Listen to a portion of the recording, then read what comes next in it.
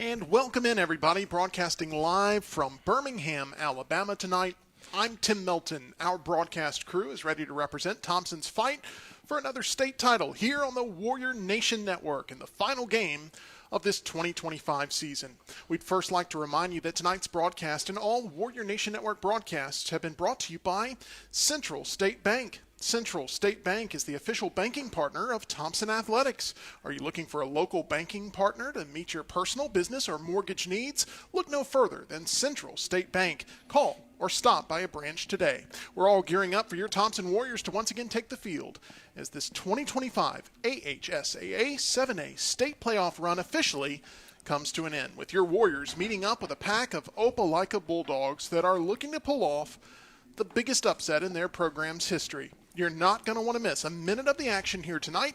Help support Thompson during this Class 7A state title game by hanging out with us for the next few hours here on the Warrior Nation Network. I now bring in the voice of the Warriors. That's Matthew Moyer. Matthew, while some are maybe still digesting some of those Thanksgiving dishes from last week, we're still digesting a 1-point road win over Central Phoenix City in a classic 35-34 nail-biter that came down to the wire and led us here to this very moment. And one of the things that Coach Freeman and I had a chance to talk about was, and he also gave in several interviews this week, was he was thankful that it didn't end at 35-14, believe it or not. He said, I really believe that we have the full attention of our team, that you absolutely have to play until that final whistle. I think we're in for a treat tonight. Thompson came into these 2025 AHSAA state playoffs as the defending state champions and as current Region 3 champs. Yet many still doubted their ability to get to this very stage here tonight under the bright lights of Protective Stadium following a few close losses. Matthew, this team now knows their ultimate goal is just 4 quarters away. It's about time to show that Warrior spirit, and this team knows it's all going to have to be showcased here one play at a time. Well, and maybe 8 times is a charm. Continue to doubt, and 8 years in a row, we continue to show up. And that's what this team is geared for. They go through the entire process. 365 days a year is geared for this Wednesday night. This team is very focused, and their fan base, I mean, just look out into this stadium. We're still around 20 minutes away from kickoff, and the Warrior Nation is here. Going to be a wonderful atmosphere this evening. They are thrilled to be here, and we are thrilled to be joined again in the booth by our Warrior Nation Network in-game analyst, Brian Pavlik. Happy Championship Wednesday to you, my friend. My friend, it is so good to see you way over on the other side. It feels like we've moved and did this journey so much, even just in the last 15 minutes with our whole team. But here we are. Our road to the Super 7 Championship has gone 3 booths in 15 minutes, and we are now here, we think, in firm foundation to watch what I do think is going to be a good game. I'm not counting my blue championship debut right now, but man, Tim, it's going to be exciting to watch the culmination of a Warrior team that we have watched grow and grow and grow this entire season. Brian, in the third and most recent round of these AHSAA Class 7A state playoffs, this Thompson defense answered the call against the Central Red Devils when the Warriors suddenly faced elimination on a single play. The toughness we witnessed in that big-time environment with everything on the line was truly extraordinary. Nick's called for 2. He needed 1. We provided 0. How about that? I mean, it was one of the plays of the season, if not one of the greatest endings to a Thompson game. The problem is, in the previous championship history that we've had, it's probably one of the top 5 because we've had 2 state championship games that will forever go down in Thompson lore. The first being the 2020 comeback in Bryant-Denny Stadium with Jerry Young's infamous "Are you kidding me?" call. The second being an 8th grade, unknown to the nation, Trent Seaborn throwing 5 touchdowns in Jordan-Hare Stadium. Since then, there's been great championship games. There's been awesome moments. There's been 2 defeats. I look for tonight to be just I'm not going to say quiet game. I'm not going to say exciting. I'm just going to say it's going to be Thompson doing what they do best, which is taking control, dominating, establishing control at the line of scrimmage. Tim, I really am looking forward to Thompson very confidently coming out of here with yet another Blue isn't our color scheme, but we need to be red, white, black, and blue after this game. You mentioned it tonight, Thompson, shifting gears to go up against the Opelika Bulldogs, who have kept finding ways to win in this postseason after back-to-back late-season blowout losses to Enterprise and Central Phoenix City, winning their last 4 games to now sit at 10-3 and reach this championship. When you put them under a microscope, what stands out to you about what we will see from Opelika as they try to turn the tide in their favor early here this evening? So, Tim, a few things. Yes, I am confident. I'm a Thompson broadcaster. I have to be. But what I really like about Opelika is the community feel they bring. Very similar to what we experienced away at Prattville this year. Opelika, if you've watched their social media the last 10 days, it's been great. It's actually been fun to watch them get excited. It's been fun to watch them get behind each other, send the team off on buses, cheerleaders, all that. So I do like what their community brings. They're not here just to be second place. They're here to win, and they've got a good opportunity with some star players on their own. Brian, with the championship game finally here, we want to share what the full playoff journey has looked like for the Warriors as we now look at the road to the Super 7 presented by Greenway Kia of River Chase, where unbeatable deals and Warrior pride drive together. Visit Greenway Kia just off Highway 31 in Hoover or online at greenwaykiariverchase.com, proud supporter of Thompson Athletics. Briefly here, Brian, I'll actually want to cheat a little bit and start with the week before the playoffs. Really, technically the 2 weeks before the playoffs because there was that bye week. October 24th, the final game of the regular season, which led to the region championship being secured there in Prattville, a gutsy 29-15 win. It was gutsy. The defense needed to step up when it needed to, and we also had a few plays offensively. But going to Prattville, who could have been playoffs or bust, wound up being bust, wound up being a region championship for us, the 5th in the Mark Freeman era, which ironically ties him with state championships at 5. Then second verse, same as the first, you beat Carver, much in the similar way you did to open the season. Then an unbelievable shutout of Mary G. Montgomery, who I thought was going to be one of the sleeper teams in this entire tournament, shut out at home, only to then go on the road to Central Phoenix. And what people thought was, oh, that's the state championship. And boy, did it live up to its potential. A 1-point victory on a 2-point conversion stop.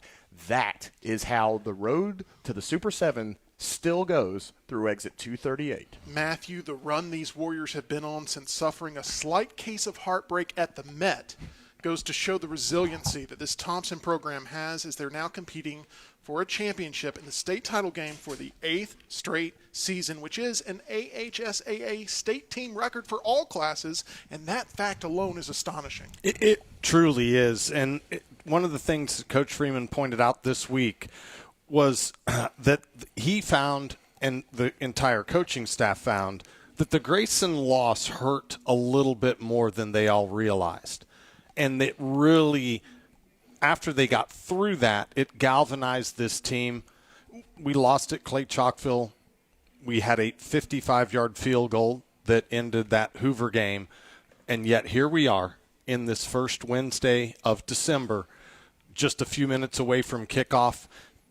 That whole journey put the puzzle pieces together, gave this coaching staff everything they needed to lead this team right back here tonight. And helped reinforce an identity. Yes. Brian, the city of Alabaster loves their Warriors. When you think about what the community has experienced over the past decade, the Mark Freeman era has been such a special one for everyone involved in the program. Tim, Black Friday shopping, where do you think I found myself? The team store. 10, 12 years ago, a team store doesn't exist, and you sure as you know what are not selling any Thompson gear. There was just no joy in the program. We were going off of 0-10 seasons. We were coming off of sad times in Thompson history. And then Mark Freeman comes in one game against Wetumpka, an opener in 2015, 2016, I believe, and we win. And all of a sudden now the community says, okay, we can get behind this team. And then a new school opens with a new stadium that now has lights in Marquee, Warrior Stadium. And boy, have we been dominant ever since. The people were buying the gear. The T now means something. Matthew, our world traveler here, has seen the T, has talked about the T in airports across the nation, wonderfully representing the Warrior Nation Network as our voice. But my goodness, Tim, what a decade it has been in this generation of champions. We are so humbled and so excited to be here. covering this for the Warrior Nation Network. Let's now focus in a little further on the Warriors as Brian has tonight's starting lineup full of notable faces presented by Chick-fil-A. From breakfast on the run to dinner with the family, Chick-fil-A makes every meal easy and delicious. Yep, and then as we're just kind of getting used to the stadium and watching what's going on, our team is coming out on the field, so let's just call out the 22 that hopefully we say a lot of tonight, which includes your O-line starters. My goodness, the team that is gelled in front of us, the baby five turned into the group of five, Jared Fikes, Tommy Williams, Connor Cannell, Leighton Wall, and Parker Middlestat. This group will set the tone early. Behind them, that vaunted 4 wide receiver set, plus some additional characters, but mostly Didger Kimbrough, Price Lewis, Darian Mosley, by the way, your reigning state MVP, and Trey Knight. Who's getting him the ball? That's number 12, junior quarterback Trent Seaborn, 180 yards or so away from 10,000 in his career, and of course a three-headed backfield led by senior R.J. Evans. In your special teams, Knox Morrison doing long snapping all season, Price Lewis been holding, and then Ethan Black, an awesome young man who's handled all kickoff duties, all punt duties, and pretty much all the extra point and field goals all season. Ethan's had a good season. Then the defense. I know you like them, Tim. I do. Noah Streeter, Ami Mawala, Cam Pritchett. That's 285 average line on the defensive front. Good luck, boys. Linebacking core, Chance Strawn, Kevin Davis, Chauncey Allo, Jeremy Allo-Perry. And then your DBs. Junior James. Junior, we know him well now. T-Rob, Terry Robinson, also with 4 interceptions this year.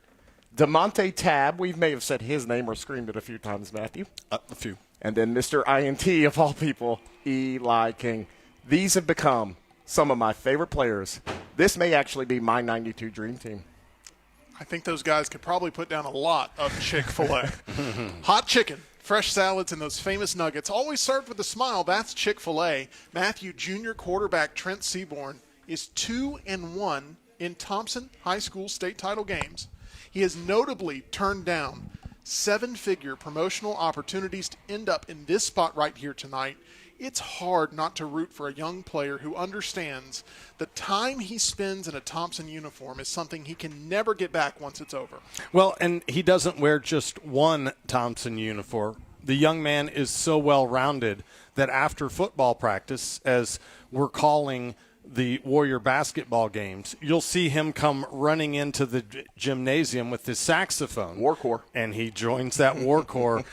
And if you know him at all, he is such a humble young man. He gives credit to everyone else around him. It almost doesn't seem real until you really get to know him, and you just see it day over day over day. He is just so grateful and such a wonderful leader. There were a couple of times this season where things weren't going their way, and you could tell. He says, all right, here we go, puts that team on his shoulders, and off they go. And here we are on Wednesday, December the 3rd. Wonderful young man. Very well said there, Brian. So many seniors tonight will be spending their last moments playing for Thompson momentarily in the biggest game of their high school careers. All these kids have ever known is playing for state titles. And each one of them has contributed something, leaving this program even stronger than when they first arrived. These seniors deserve our appreciation. And I'm going to name a few. I'm going to miss a lot, but just a few that have really, again, I've developed a friendship with over the years. Trey Knight being one of them. KJ Jackson has been a wonderful addition. Price Lewis and all the injuries he's come back from is now having a standout year in his senior year. R.J. Evans, of course. Then you've got guys like Connor Cannell, who had to step in for Dylan Marquez last year at center. He's taken over that center responsibility. Of course, Parker Middlestat, who was the only returner from the line last year. Then there's backups like Sully Cole and people like that. And then over on the defensive front, some of these seniors like Noah Streeter, DeMonte Tab, Jeremy Allo-Perry, Colton Moore, and Chauncey Allo, who have never been in a championship situation like this. So this is new to those guys as well. But then Peter Ramil, who had a horrific knee injury earlier in the season, he came back around the Hewitt game, and he's had a wonderful senior campaign as well. So these seniors, some new, some who have been here for a long time, some who have been here since Creekview and Meadowview, they now get one more time. And we would be remiss, Tim, It's not just the guys with the numerals on their back. There's band parents, there are majorettes, there are warriorettes, there are color guard, there is everybody out there. To all of you who have built this true generation of champions, thank you, congratulations, enjoy tonight. There's so much more to get into here on the Warrior Nation Network in mere moments as we're set to see your Thompson Warriors suiting up for the big Class 7A state title game here in central Alabama. Let's talk about some of the weather conditions in tonight's contest, as it's currently 40 degrees with clear skies above as the Birmingham holiday lights burn bright across the skyline, potentially leading to yet another memorable night for Thompson fans here in the Magic City. This weather report's been brought to you by Buffalo Wild Wings. If you're looking for the perfect food to pair with football all weekend long, you can get all your favorite Buffalo Wild Wings food, sauces, and other favorites for delivery or takeout. Order online or in the app and get your wings fix fast. Matthew, you spent a lot of time at Buffalo Wild Wings this season alongside Coach Freeman. During those shows, he spoke about the sacrifices his staff makes. He spoke about the demands of the job, and he spoke about wanting to help shape the people within his program every single week. I simply can't overstate how much this journey has contributed to building even more character in everyone involved in the program from the top down. And when I look back to the summer and this team would travel to the 7-on-7 competitions, the one that really comes to mind to me is the one down on the Gulf Coast. Right as they were coming back, the hotel that they stayed at and one of the restaurants where they ate emailed and said what a joy it was to have those young men stay at their facility and eat at their facility. Not only do they come away as wonderful football players, they come away as wonderful young men. This coaching staff is doing it right, and that's why they're here for the 8th straight time. Beautifully said. Thank you to everyone tuning in at ThompsonWarriors.org. We'll be right back with more of our countdown to kickoff here on the Warrior Nation Network. Warrior family, I'm Matthew Moyer, voice of the Thompson Warriors, and also a proud member of the Alvis Software family. So what is Alvis Software? It's a transportation management software. It's cloud-based, which is the first in its class, and it is absolutely amazing. Alvis, ALVYS.com to learn all about it. Bottom line is, whether you run truckload or a brokerage or both, you can do it all from one platform right in Alvis Software. We've got an app for your drivers that they're absolutely going to love, and your back office staff will be equally as happy. Alvis, ALVYS.com. Warrior Express Texaco is your one-stop shop for all your convenience needs. From ice-cold beverages to their delicious Hunt Brothers pizza, Warrior Express has everything you need to get Warrior ready this football season. Locally owned and operated, their friendly staff is second to none. Each of their 10 fueling stations is equipped with 5 types of fuel, including non-ethanol and diesel, available at every pump. Fuelman is accepted and buses are welcome. For unbeatable mileage, put some Techron in your tank today. Go Warriors!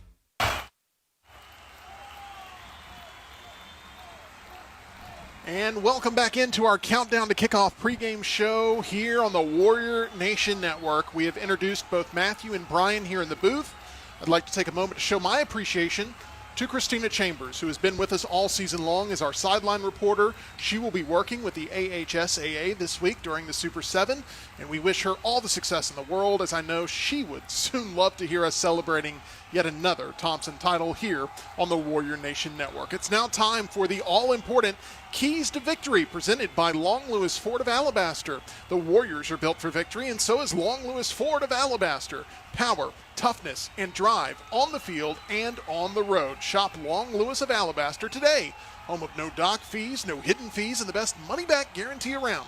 Stop by Long Lewis off of Highway 31 in Alabaster or online at longlewisford.com. Proud sponsor of Thompson Athletics. Brian, it's now time to deliver those keys to us here on this Wednesday night. Tim, the running through banner, it's the most wonderful time of the year. And in the far corner from us, it's a Warzone Christmas party.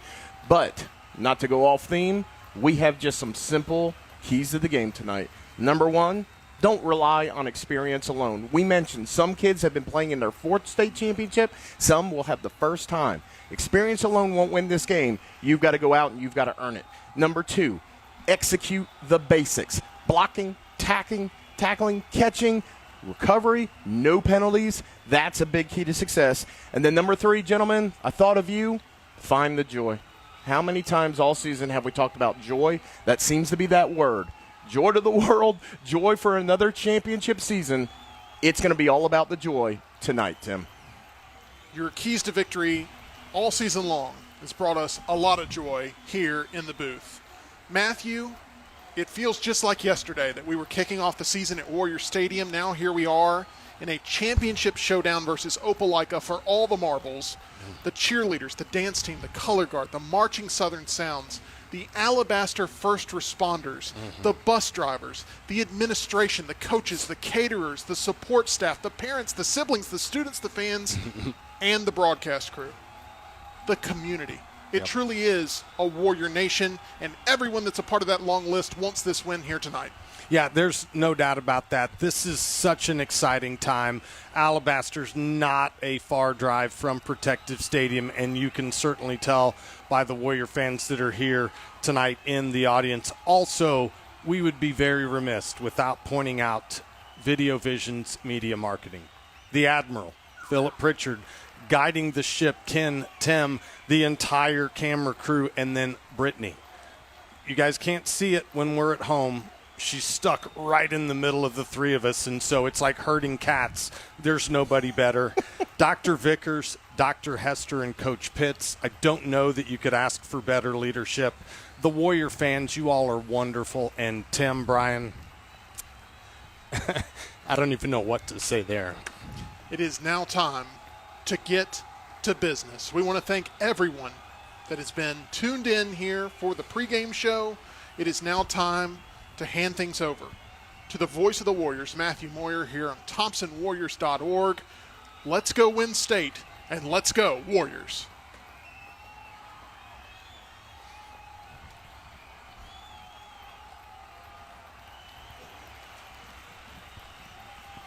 Champions are champions, not because they do anything extraordinary, but because they do the ordinary things better than anyone else. That was head coach Chuck Noll being interviewed after his Pittsburgh Steelers had won their 4th Super Bowl. As I searched for the right words to define the Warriors' playoff run these past few weeks, what Coach Noll said so many years ago kept coming to mind. Our Warriors are champions, not because they do anything extraordinary. It's because they truly do the ordinary things better than anyone else. Many would argue that our offense performs better than anyone else. Few would argue that our defense performs better than anyone else. We may or may not have a defensive back intercepting the ball better than anyone else. A coaching staff that displays servant leadership at the very highest level, and certainly the leadership at the very top. What we'll witness here tonight is a culmination of this team doing extraordinary things better than anyone else. As I bring in my broadcast partners, guys, 8 straight championship games. Is there any way that we can put this into words? May I finally say the words I was hoping to say when you asked me to join in August? Happy Championship Wednesday football, my friend. Beautifully said, Matthew. What do? We don't do anything extraordinary up here. We just call kids that we think are ours, and we just tout them to be the best. But, Matthew, it is going to be the little things tonight. It's going to be a championship mentality. Nothing special, just what you've done for 8 years in a row. That is right. Opelika will kick to begin the game. They are in the red tops, black trousers, and red helmets. Warriors in the white trousers, white jerseys with the red numerals, that beautiful silver helmet with the red T adorning either side. Listening on the radio, Warriors will be traveling from left to right on your radio dial. Championship Wednesday, just about ready to go. Warrior receivers, 1 at the 5, 1 at the 2. Referee about to give us that whistle, and our 7A state championship game will be underway. There will be some TV tonight, Matthew, so we're going to have to do some filling in stuff, but I can hear it in your strong voice. Welcome back to your voice for the second straight year. But I can tell you're ready to go. I know, Tim, I know our whole team is ready to go, man. Let's go ahead and kick this ball. So that television referee makes his way off of the field, and that means we're ready to go.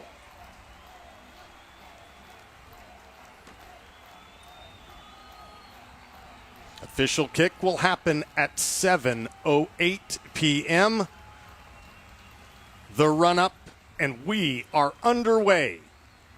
Into the end zone it goes. It will be brought out as that first kick is an opening touchback. Warriors will begin on offense, led by their junior quarterback, Trent Seaborn.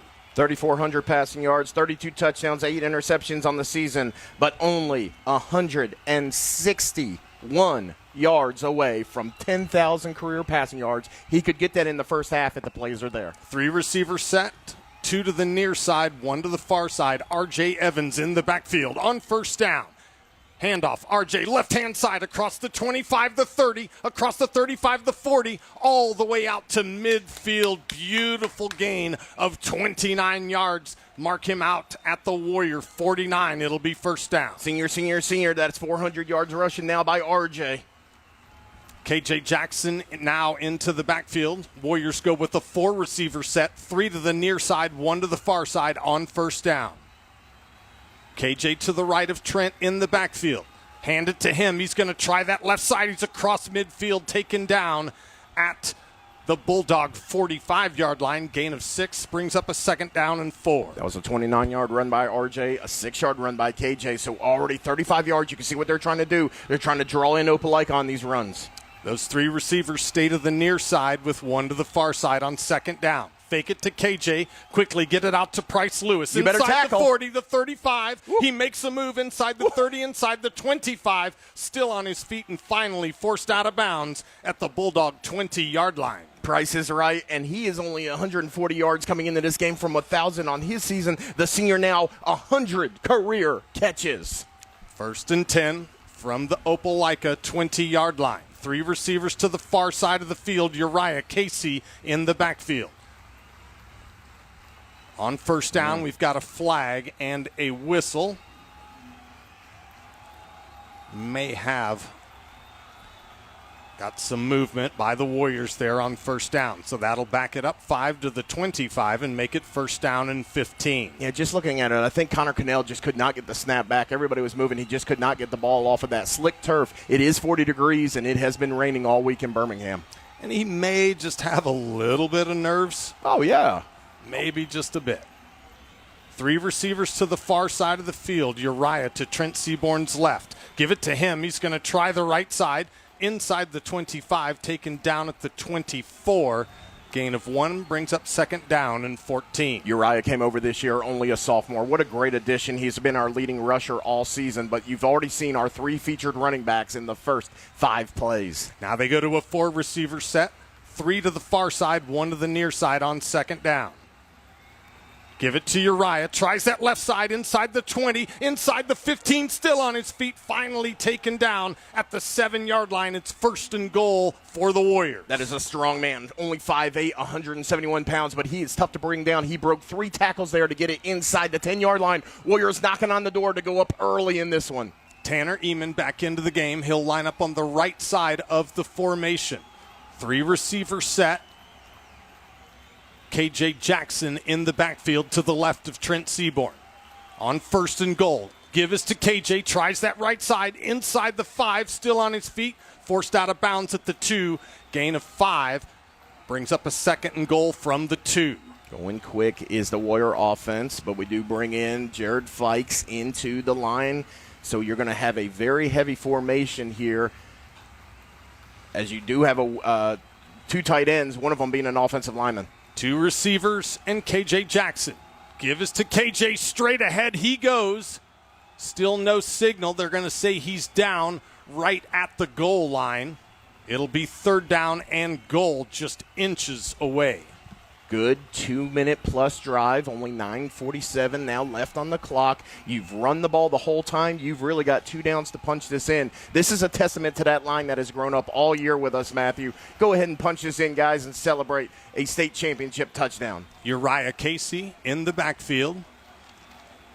Kimbrough, Lewis, and Mosley come to the near side of the field.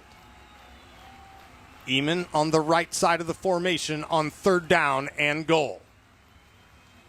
Give to Uriah. Yes. Into the end zone. Touchdown, Warriors. Touchdown, Uriah Casey. 11 touchdowns on the season. What an efficient opening drive. Uriah now over 1,500 career rushing yards. Again, only a sophomore. Matthew, an early quick score 3 minutes into this ball game.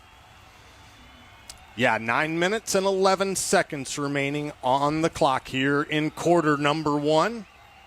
And now we've got a flag on the field.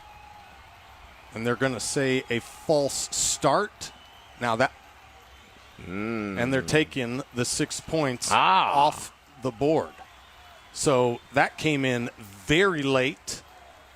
Interesting, because they're going to have to reset chains and everything here. So now they set the nose of that ball just outside the 5-yard line. It'll be 3rd down and goal from there. Still think it's two down territory here. Got a 4-receiver set with RJ in the backfield. Now we've got another flag and another whistle.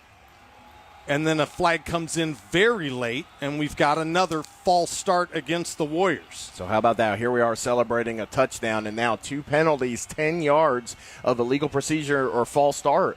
Warriors not able to seal the deal here. That'll back it up outside the 10-yard line. It's 3rd down and goal from there. 4-receiver set, 2 to either side of the field. R.J. Evans in the backfield to the right of Trent Seaborn. He slows things down, backs up off the line, looks over to the coaching staff for final adjustments. Still 12 seconds on the play clock. Now down to 8. 3rd down and goal. Back to pass goes Seaborn, lets it go into the corner. Incomplete. No flag on that play. It'll be 4th down and goal as Trey Knight was the intended receiver, and Ethan Black and the kick team. The blitz was coming. R.J. Evans picked up the blitz on the inside, or coming from the inside. Trent threw it out there where his receiver should have made the catch, but it was a good defensive play by the Bulldogs forcing the field goal attempt. Kick team makes their way out onto the field. Price Lewis to hold, Ethan Black to kick. Price will set it down at the 18-yard line. It'll be a 28-yard attempt. The hold, the kick is away, and it is good with exactly 9 minutes remaining in quarter number 1. Warriors strike first. Warriors 3, Bulldogs 0. This is championship football on the Warrior Nation Network. What is all the software? It's a transportation. Chick-fil-A, the inventor of the chicken sandwich, has reinvented breakfast. The new Egg White Grill has citrus grilled chicken, fresh egg whites, and American cheese, all served on a toasted multi-grain English muffin. Chicken for breakfast. It's not as crazy as you think. Chick-fil-A, a proud partner of the Thompson Warriors.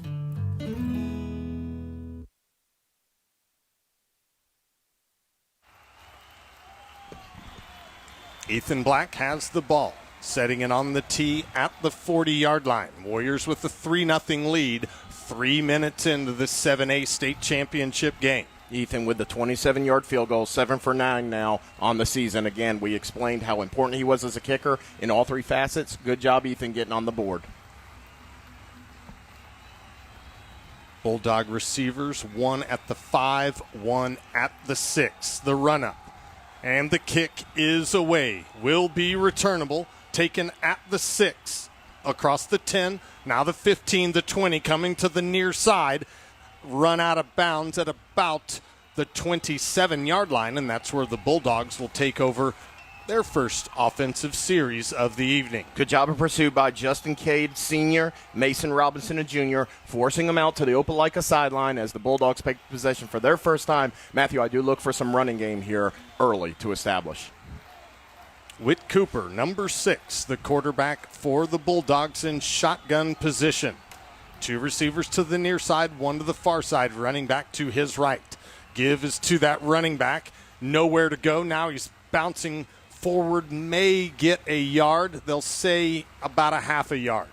Bring up a long 2nd down and 9. Well, the half yard was because he bounced it to the outside, 3 different holes, tried between the center and guard, didn't hit anything. Guard tackle, no. Tried to the outside. Just a pinball wizard out there.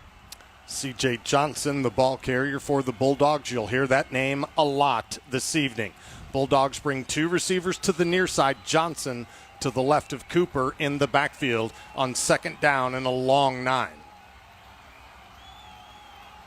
Cooper making final adjustments. Now sends a receiver in motion, and we've got movement and a flag. And already we've switched it up on them with 4 down linemen of Peter Ramil, Noah Streeter, Cam Pritchett, Wesley Gover, and Ami Mawala, False start against the Bulldogs is the call. That'll back it up 5. It'll be 2nd down and a long 14. Place that ball just outside the 22-yard line. 2 receivers to the near side. Johnson to the left of his quarterback. Now a man in motion. Back to pass.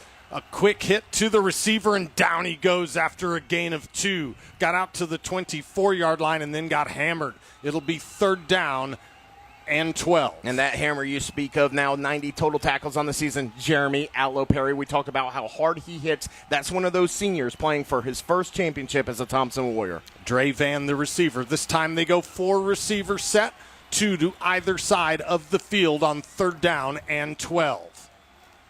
Now Cooper backs things out. Looks over to his coaching staff for final adjustments. Still 10 seconds on the play clock. 7:15 and counting. On 3rd down, quick pass across the middle, in and out of the hands of the intended receiver. It would have gotten maybe a yard. It is 4th down for the Bulldogs. Air Force commit, senior Chance Strawn, number 10 from middle linebacker, just followed his tight end coming across the middle. They tried a quick dump off. Chance said, "Not today, my friend," and it's an incomplete pass. Great job by a linebacker covering a receiver. Punter Reese Beasley for the Bulldogs stands at his 10. Price Lewis stands at the Warrior 36. 7:08 remaining in quarter number 1. Punt is away, low line drive. Takes a Bulldog bounce at the 40, inside the 30 and still rolling. It'll make its way down to the 23-yard line, and that's where the Warriors will begin their next drive. So, guys, we got down to about 6 inches away from that goal line. A very odd late flag comes in on the Warriors, and then a second. And what was 3rd down and inches. And even before that, I felt like we had broken the plane on a score there. But, yeah, you're right. The lights go off. Everybody's celebrating. And next thing you know, about 30 seconds later, we're getting that false start being called there. I will say that this is a Thompson team, though, that doesn't show anything but poise when they face adversity. And going down there, having such a dominant first drive negated, it's now going to test that poise in a championship setting. This is a team that's built for moments like this, though, Matthew. And, Brian, Tim just made a great point. There wasn't a lot to overcome on that first offensive drive, if you will. Well, you think about it. 1 rush for RJ, 29 yards. 2 rushes for UJ, 18 yards. 3 rushes for KJ, 12 yards. So you were able to do everything you wanted to, add in a little bit of 4-4 speed with Seaborn connecting to Price Lewis.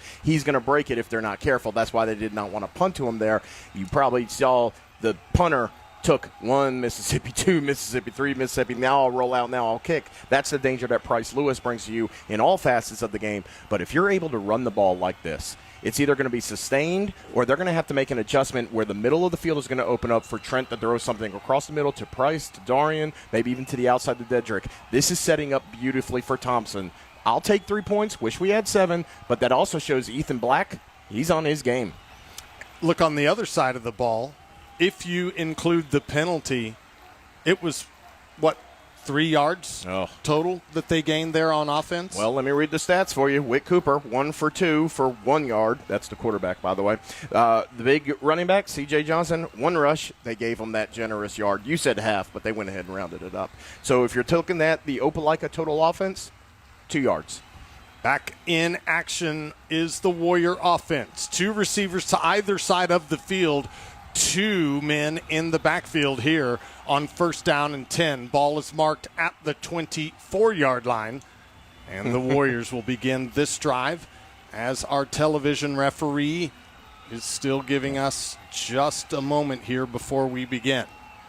He makes his way off the field, and we're ready to go. Uriah deep in the backfield, straight behind Trent Seaborn. Now they shift, put 3 receivers to the far side, 1 to the near side on first down. Back to pass, quickly gets it out to Uriah, incomplete. It'll be second down and 10. What I've learned many years watching this Mark Freeman offense, when you throw a screen like that, you do hope for the positive yards. But what you're hoping is to get a defensive coordinator to say, here comes that screen pass later in the game. That's going over the top, deep sea fishing. This time they bring 2 receivers to the near side, 2 to the far side. Uriah to the right of Trent Seaborn on second down and 10. Man in motion across the set. Give it to Uriah, left-hand side across the 30, the 35, the 40, still on his feet across midfield, finally taken down in Bulldog territory at the 48-yard line. First down, Warriors. This kid, Uriah Casey, has become one of our favorites to call all season long. Busted onto the scene for game number 1 against Carver with a couple of touchdowns and has done nothing but excelled in this season of Thompson Warrior football. RJ into the backfield, 3 receivers to the near side, 1 to the far side. Back to pass goes Seaborn, quickly gets it out to Mosley, inside the 45, the 40, inside the 30, pushed out of bounds at about the 22-yard line, call it the 20, and the Warriors are in the red zone once again, 6:16 remaining here in quarter number 1. Mosley already 1,000 yards for the season, looking dangerously close to 2,000 if he gets about 150 more, but that is your reigning, defending state MVP. 3 receivers to the far side, 1 to the near side. RJ to the left of Trent Seaborn. Give to RJ. Up the middle he goes. Couple of yards there. Second down and 8 as we will move inside of 6 minutes. Warriors with a 3-0 lead, looking for more. Yeah, and this defensive line for Opelika, 250 pounds, 260 pounds, 270 pounds. They're big boys, but we're moving them. 3 to the far side, 1 to the near side. This time, RJ to the left of Trent Seaborn. Give us to him. He's going to try that right-hand side. Gets stopped quickly, trying to get some help from an offensive lineman. He'll lose a yard. It'll be third down and 9 from the 19. One of those guys, he was stopped by number 90, Tremaine Thomas, defensive lineman, 6'1", 250 senior, 36 tackles on the year, 12 tackles for loss. That's going to add a 13th for Mr.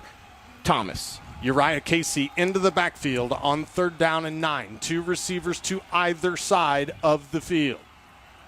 Seaborn back to pass. Lets one go. Has a man there. A collision right as that ball arrived and no flag. He got there early. Nothing called as that pass was intended for Price Lewis. That'll bring up a 4th down and 9. And Ethan Black will make his way onto the field once again. Normally Trent hits that deep out route, but I don't even think he saw the cornerback from that side, if I'm being honest. But this is a long field goal attempt for Ethan, 7 for 9 on the year. His long is only 37 yards. This one will be 36. There you go. So Price will hold from the 26-yard line.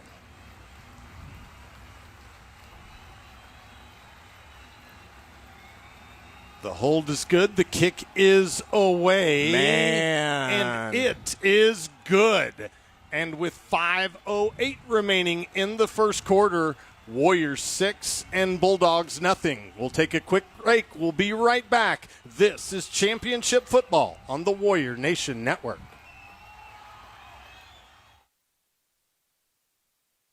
Poto's Boutique is a proud sponsor of Thompson Athletics. Ladies, are you looking for a casual and cute outfits, accessories, or the newest fashion trends? Poto's has you covered. Follow us at Poto's Boutique on Facebook and Instagram, or stop by our store on Highway 31 in Calera. At Dunn's HVAC Plumbing and Electrical, we know how hard it is to find a dependable company you can trust. The time-consuming effort can be frustrating and overwhelming. We believe what matters is getting back to what's important to you. Dunn's HVAC Plumbing and Electrical is built upon honesty, integrity, and also trust. We are your local choice for all your HVAC, plumbing, and electrical needs, serving Calhoun, Jefferson, Shelby, and surrounding areas. Visit our website at callduns.com to schedule your appointment for dependable service done right. Ball is on the tee at the 40-yard line. Warriors set to kick once again. 5:08 remaining in quarter number one. Warriors with a 6-0 lead. Kick is away, will be returnable. Taken at the 7, across the 10, now the 15, angling toward the middle, still on his feet across the 20, and taken down at the 23-yard line. That's where Opelika will begin their next drive with 4:58 remaining in quarter number one. Two of my young guys out there, Brody Campbell, Noah Kwong, just those guys that we have called all the time on kickoff return. Find your niche, young men. How do you contribute? Get out there, make tackles. Now, both of them double digits just on kickoff returns for the young men. Whit Cooper leads that Bulldog offense out onto the field once again. They bring two receivers to the near side. C.J. Johnson in the backfield to his quarterback's left. Man in motion across the set. Handoff. Johnson tries that right-hand side. Taken down immediately. Just back to the line of scrimmage and no more. It'll be second down and 10. And that was quick to the outside. CJ's a power back, but he got out there quick. Not as quick as Chauncey Allo, our senior linebacker. 82 tackles on the year. The flowing locks, the grace. The man is a monster at outside linebacker. 4:34 and counting. Warriors with a 6-0 lead. Second down and 10 from the 23. Handoff to Johnson is faked. They tried to get it out to a receiver, incomplete. And just like that, it's third down and 10. Yeah, that time Whit Cooper decided to keep the ball, pump fake, if you will, allow a lot of traffic to come to him, tried to find a one-man route on the outside there for a minimal gain, even if the kid caught it. But again, another third and long, as you just called, Matthew. The Opelika Bulldogs, they can't find anything on the run, and they sure as heck ain't finding anything on the pass right now. So on third down and 10 for receivers, two to either side of the field. Cooper back to pass. Lets one go quickly across the middle to Johnson. He is stopped just, they're going to give him the 30-yard line. That'll bring up a fourth down and 3. We will take that all day, even though we were waiting on DeMonte Tab or an Eli King interception. Those across the middles for 6 yards on third and long. Hey, Matthew, punting formation. Let's go ahead. Great 3 and out, second in a row for this Thompson defense. Still a 0 up on the board. Beasley will stand at his 16-yard line. He's the punter for the Bulldogs. Bryce Lewis stands at his 27-yard line, ready to return for the Warriors. 3:34 and counting here in quarter number one. And we've got a whistle and a stoppage of play. Delay game. Yep. And, yeah, I believe that is the call. It is. That'll back it up 5. Our back judge is all bundled up. He just threw that flag down just at a brief moment so he can get his hands back in the pocket to pick it up. It's cold out there. So now Beasley will be at his 11. Bryce Lewis moves up to the 32 with 3:25 remaining in the first quarter. Punt is away. Fair catch, signaled for and made at the 31-yard line, and that's where the Warriors will begin their next drive. Okay, so we'll call them successful drives because you did put 6 points on the board. Would you like to have 14? We just had this conversation last drive. Sure, but what you're doing is you're setting up Opelika for something big.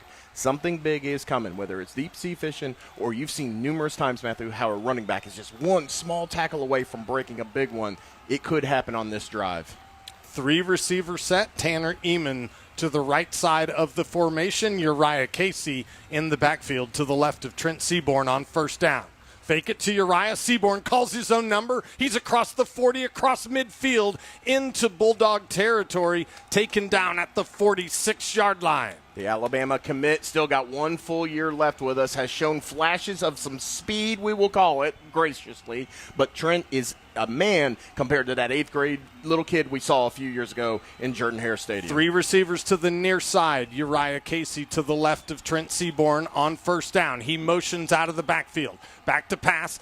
Quickly out to Uriah it goes. Inside the 45, taken down at the 41. Gain of 5 yards will bring up a second down. Actually, they'll give him the 40. It'll bring up a second down and 4. Guys, keep an eye on Uriah. Yep. He needed help off of the field there on the far side. Yeah, he's still sitting down over there. It is nice to have 2 other running backs, but Uriah has been off to a very hot start here on a cold night in Birmingham. You just hope the man is okay as Seaborn takes his time a little bit more looking at the sideline for this big play. 4 receivers set on second down and 4. 3 to the near side, 1 to the far side. RJ in the backfield. Give us to RJ. Tries that left side, gets inside the 40, down to the 38, and that'll bring up a third down and 2. And credit Opelika. I mean, they're not giving up. When we said that they're just inches away from breaking a big run, they're also inches away from hard hits and fumbles. So Ladarius Burks right there, a 6-foot linebacker, making a hard hit to keep a third down for the Warriors. 5 receivers set. 3 to the near side, 2 to the far side on third down and 2. Back to pass. Quickly tipped at the line of scrimmage and falls to the ground incomplete. It will be 4th down and 2 from the 38-yard line. Yep, and you are looking at a possible punt, but then again, this may be 4-down territory. You should be able to pick up 2 yards the way that the Warriors have done all their stuff here. So on 4th down, the offense remains on the field. 2 receivers to the near side, 1 to the far side, and KJ Jackson in the backfield. Trent backs off, looks over to the sideline, still 15 seconds on the play clock. Warriors with a 6-0 lead, 1:38 remaining in quarter number 1. Give is to KJ. Straight ahead he goes, gets it down to the 35-yard line. A 3-yard gain is a first down for the Warriors. Wouldn't have done it if they didn't trust this O-line. We continue to say they have been the grown-up 5 this whole season, and they would not have run on 4th and 2 if they did not trust this line. What a difference 14 games has made. Now they bring in 4 wide receivers, 2 to either side of the field, KJ to the right of Trent Seaborn. They motion him out on first down. Back to pass. Quickly it goes. Mosley has it inside the 30, inside the 25, the 20, inside the 15, and run out of bounds at the 11-yard line. That'll be another Warrior first down inside that red zone. And there was about 15 yards after the catch as we've got a player down at the Super 7 logo now. I believe that's Trent. I believe you're right. And he is flat on his back, and he is in pain at the 48-yard line. Boy, oh boy.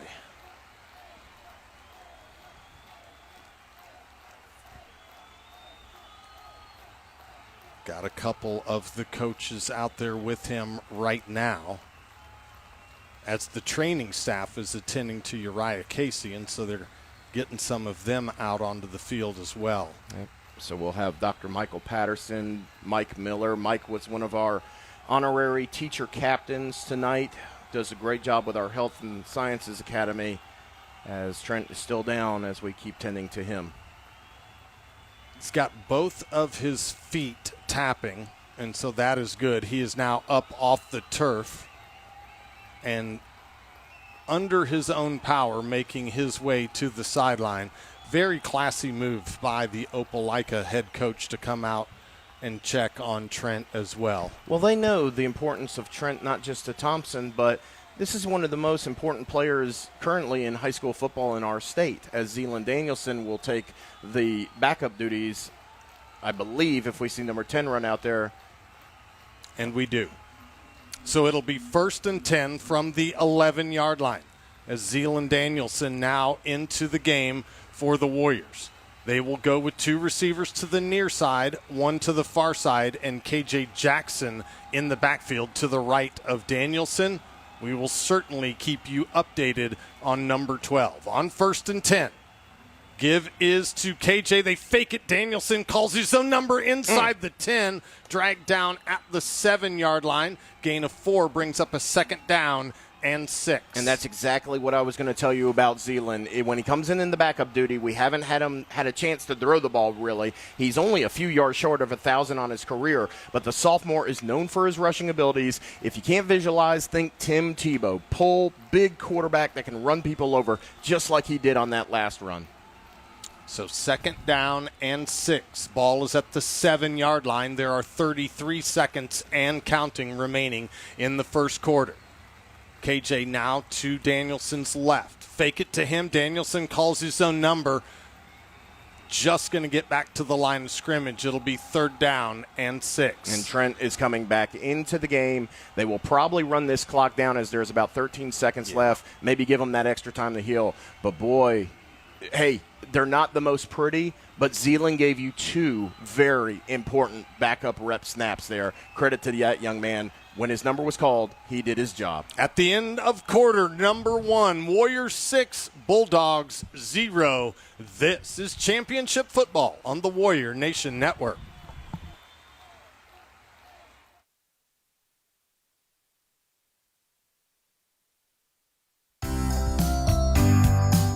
Kona Ice is a proud supporter of Thompson Athletics and the Alabaster City School System. Be sure to get a refreshing Kona Ice with your favorite flavor at all Thompson home games, and know that with every purchase, you are supporting our Warriors. We love giving back because we love being a part of our community. We're not just a business, we're here to help people. We're mobile, we're fun, and we're stocked with the most delicious flavors you've ever tasted.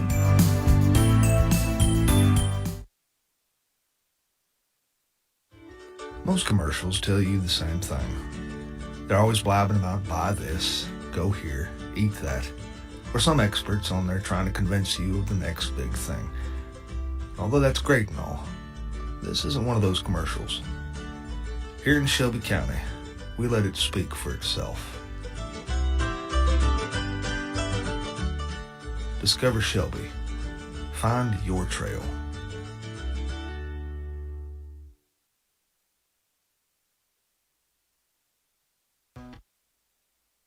Full Moon Barbecue is proud to be a corporate sponsor of Thompson High School. Since 2006, Full Moon Barbecue's Alabaster location has been a proud supporter of the athletics, academics, and the entire community.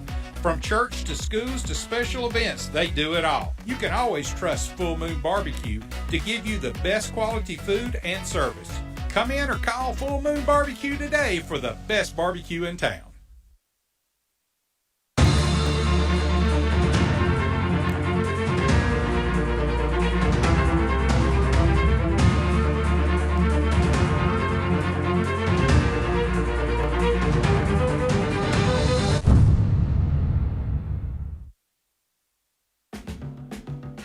Tell it's gonna be a good day?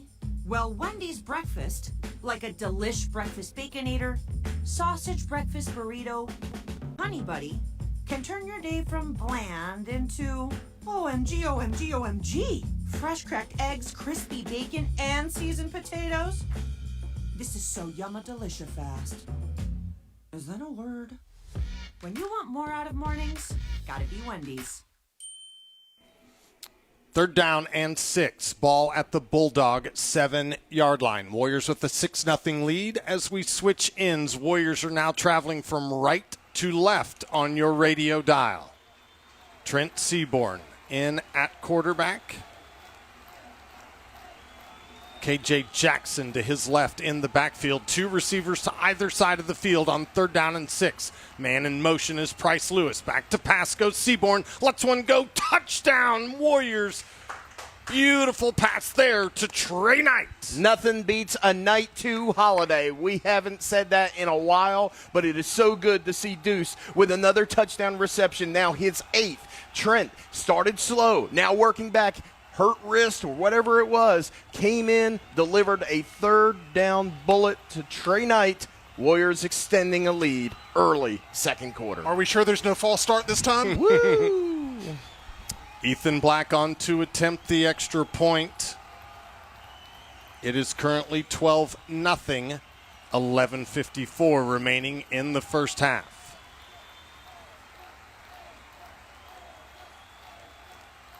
Hold is good, kick is away, and the kick is good. And so with 11 minutes and 54 seconds remaining in the first half, Warriors 13, Bulldogs 0. And Brian, during that timeout, we were doing some math, and it took 3 or 4 of us to do the math, but you have some interesting when you add that additional 7 yards. Well, it took the 3 of us to try, and then Brittany was the 4th who said, guys, it's this. Yeah. So here you go. Let's basically say first quarter stats. 5 for 9, Trent, 95 yards, a touchdown. Oh, by the way, his 10th touchdown in championship games, by the way. Rushing yards, 115. So if you add it all up, you're looking at 115 plus 95. We think that's 220 to 9, Opelika. Yeah, or 210. Either well, way. you know, I didn't go to Thompson for school. That's okay. Either way. So 210 to 9 just in the yardage department. 13-0 on the scoreboard. Ethan Black puts the ball on the tee at the 40-yard line. Ready to kick once again. Brittany just yelled at me, too. She said, you should have asked me. I'm sorry, Brittany.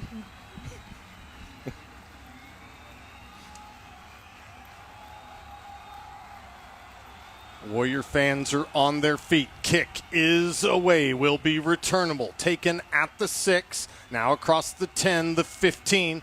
Angling to his left across the 20.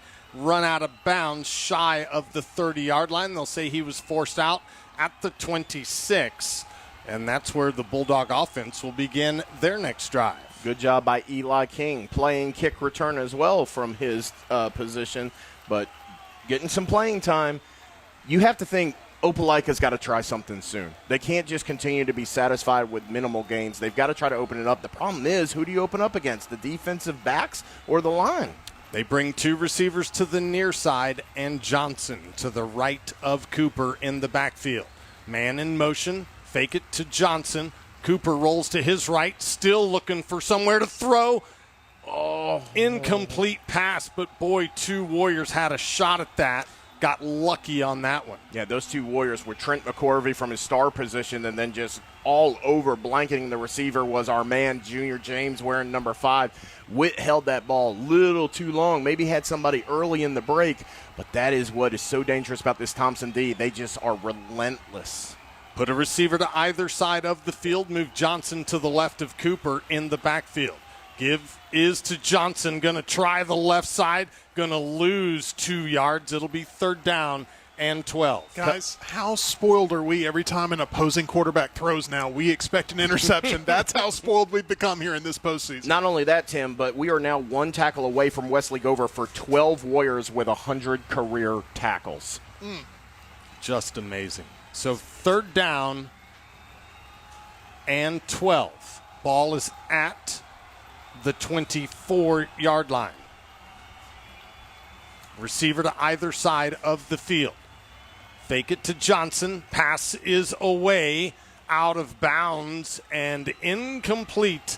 And that brings up 4th down and 12. Love seeing that number 9 on defense. That's Colton Moore. Got a chance to see his family at the pregame show. One of those seniors playing in his first championship for us. They got emotional. They said, we never experienced anything like this. Folks, enjoy yourself. Colton deserved this. Warriors, let's get it done here in the second and open this up big.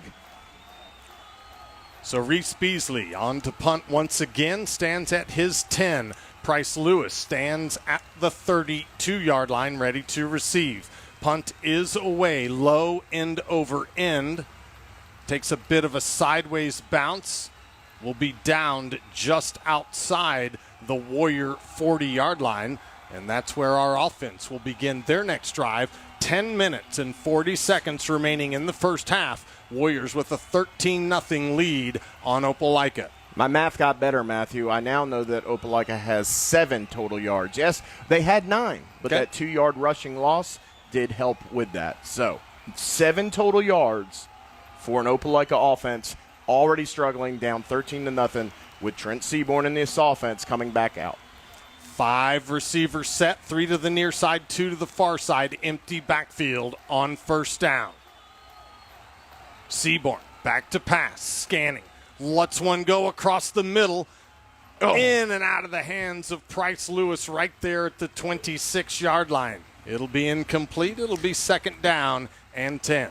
With 5 yards left in the flight of that ball, Price was turning to his right, had to turn to his left, and that's when he lost it for that split second. If Trent was able to make a better throw to the middle, or if Price was able to turn with that 4.4 speed, he was gone. That was a 60-yard throw for a touchdown if that's a completion. R.J. Evans into the game in the backfield. 4 receiver set, 2 to either side of the field on 2nd and 10. They put a man in motion, and that's Price Lewis. Back to pass. Quickly get it to Price in across the 40, across the 45, into Bulldog territory, and there's a flag on the play. Yeah. Every time Price touches the ball in open space, you just want to say, look out, or there he goes.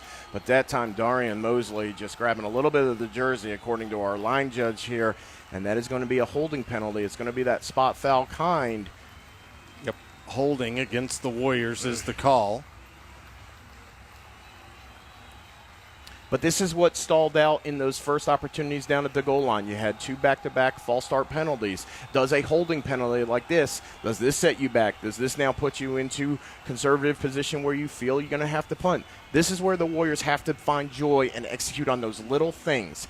Get this yardage back, execute, do the things you've been taught. Block, tackle, run, catch. It backs it up to the 32-yard line, and it'll be second down and 18 from there. 10:24 remaining here in the first half.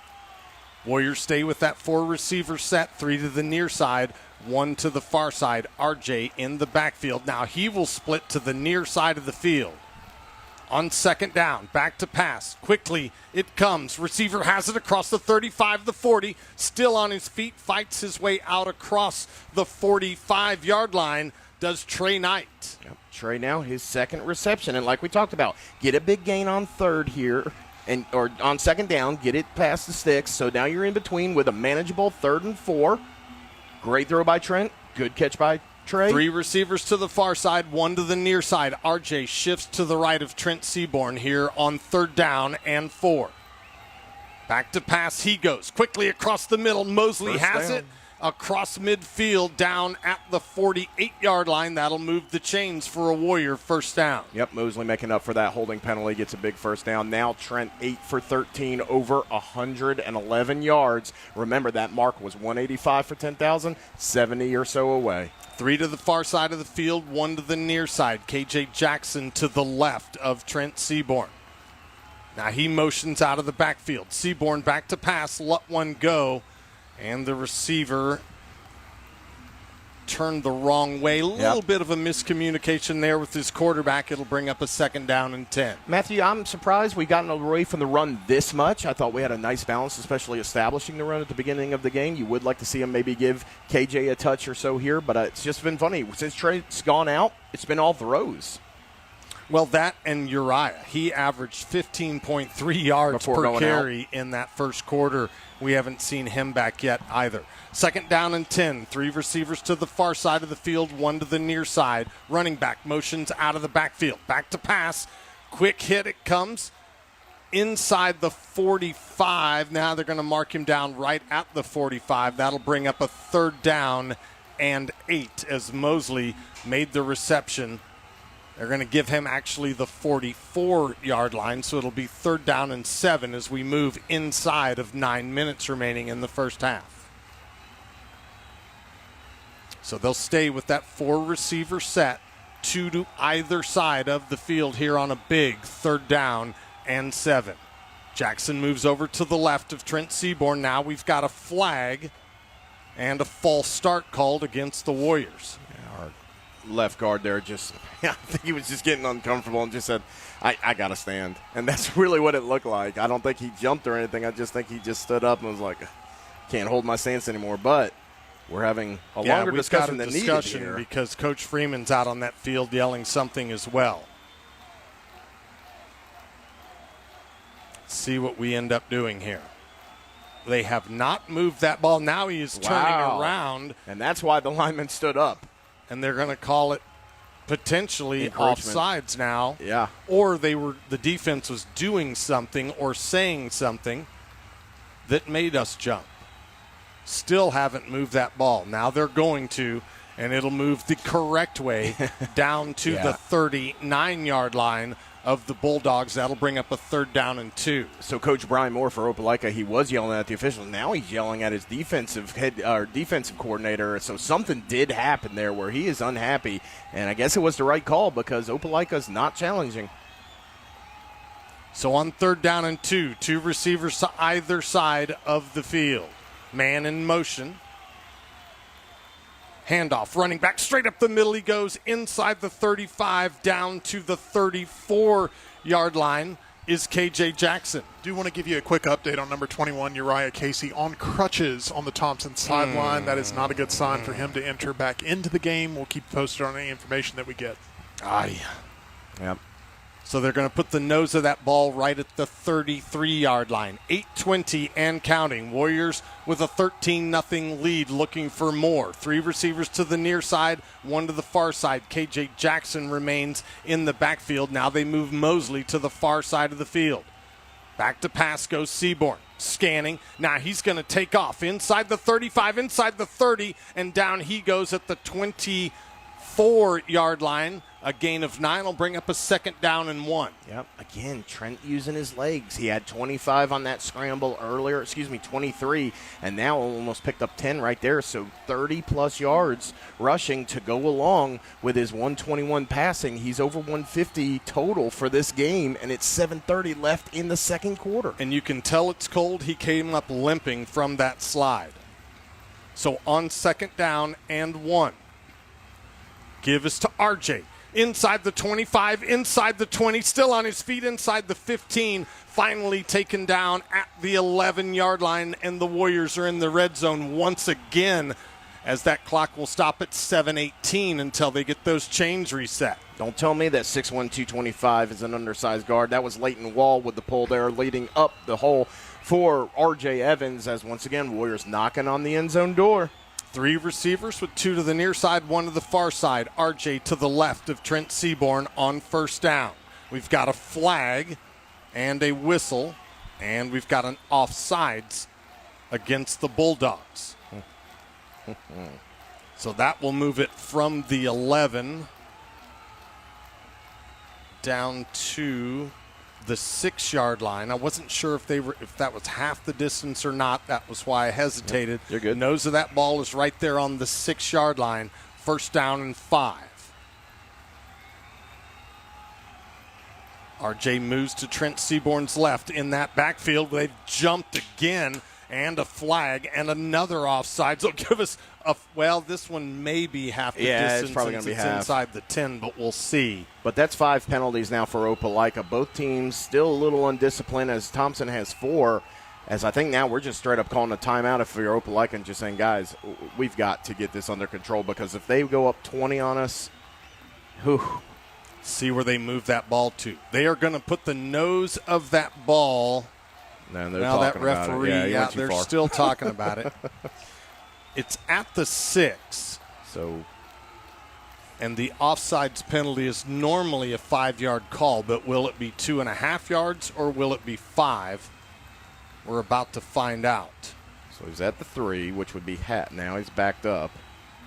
See, his math ain't mathing either. No, me and him need to go to talk about this later. They're going to put the nose of that ball at the 1-yard line is what it looks like. He still hasn't set it down.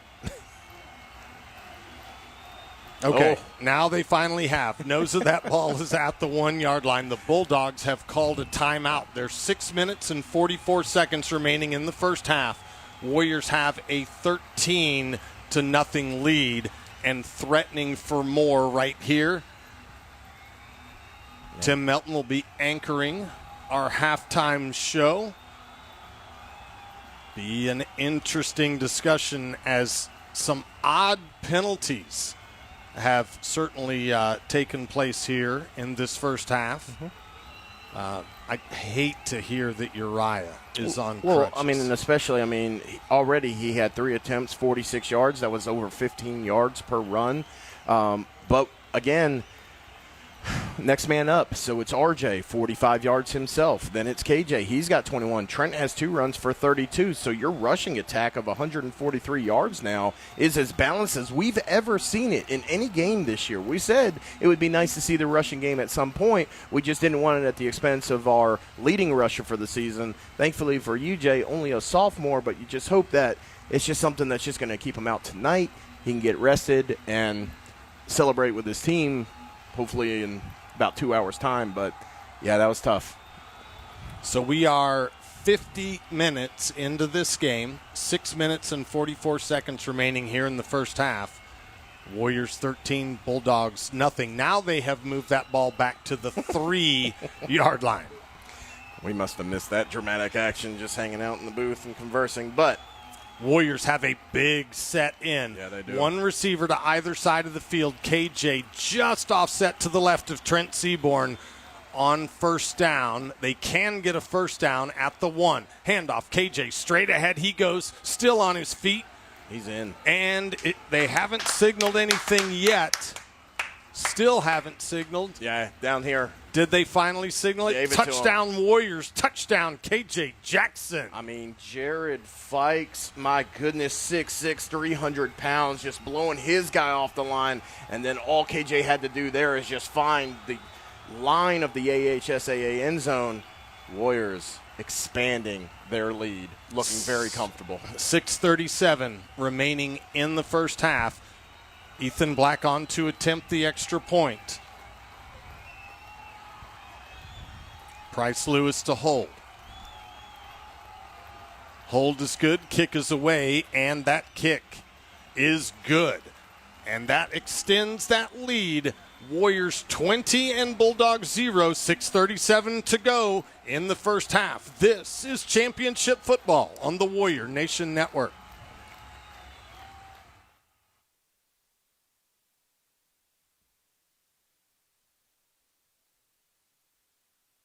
Hey Warrior family, are you in need of any carpet cleaning services? Steamworks' highly trained and top-rated team has been the carpet and upholstery cleaner of choice for many local residents and businesses in the Birmingham metro area since 2005.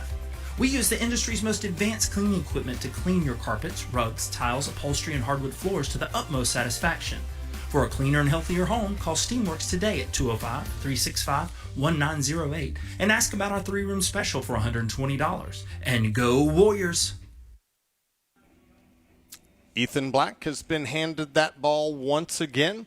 Puts it on the tee at the 40-yard line, ready to kick. Warriors with a 20-0 lead here and 6:44 remaining in the first half. Warriors are traveling from right to left on your radio dial. They are in their all-white uniforms this evening. The run-up, the kick is away.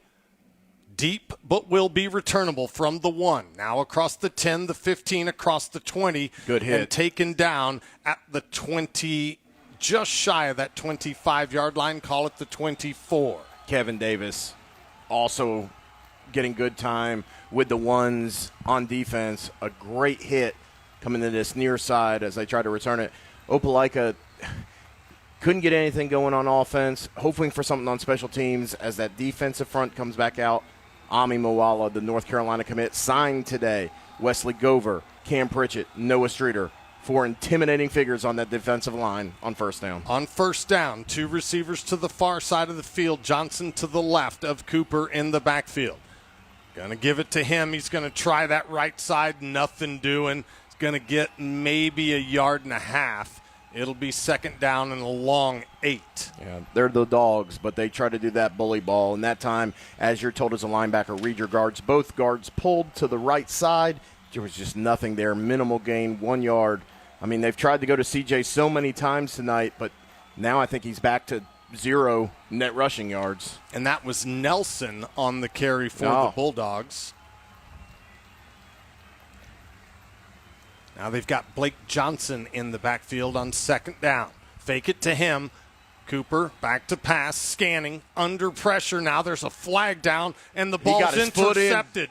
Beautiful interception at the 37-yard line, but let's see what that flag is. He got his foot in. They're signaling that it's going to be an interception. If the flag is on Opelika, that was Chauncey Allo. This was a great pick where he got a foot down right before the chalk.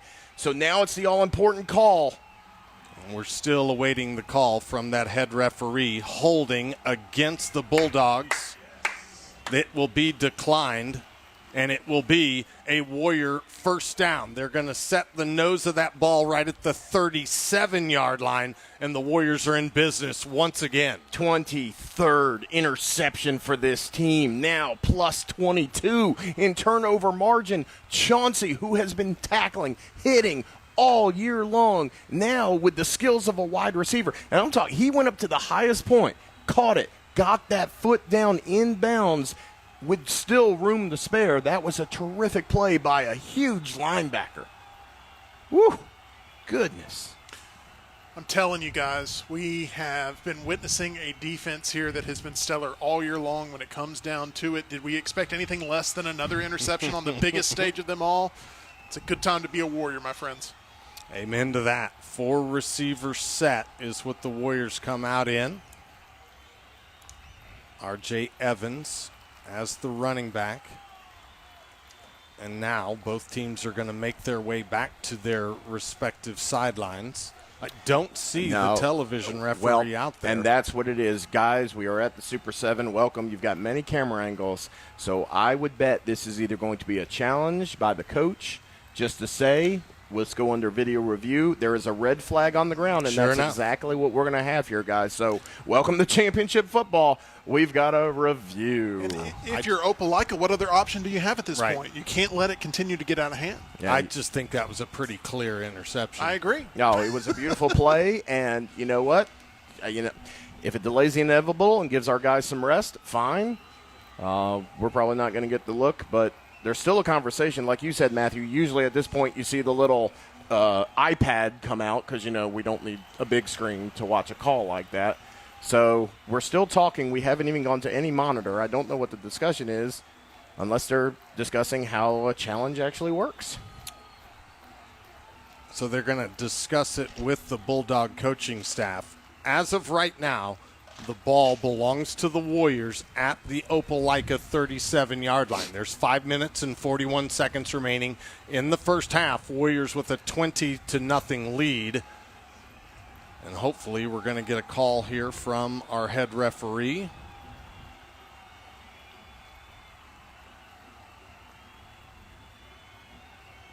Interesting. Still has not signaled. It is first down for the Warriors.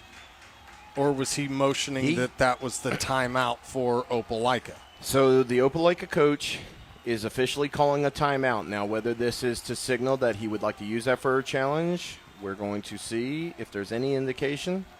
Well, he had the red flag down, so I don't know that he has a choice once he throws it out there. I just don't know what it was right in front of him. Yeah. It was definitely an interception. Well, it looks like the coach put his flag back in his pocket. The guys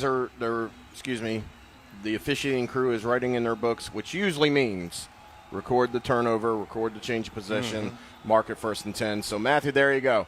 Turnover one on the night. Chauncey Allo, an amazing athletic. Lost in all that, we have to kind of just now work our way back up. But it was an incredible play by Chauncey. Again, big linebacker making a wide receiver like tippy-toed catch on the sideline. Warrior offense makes their way back out onto the field. R.J. Evans, Tanner Eamon on the left side of the formation. 3 receivers to the far side of the field on first down.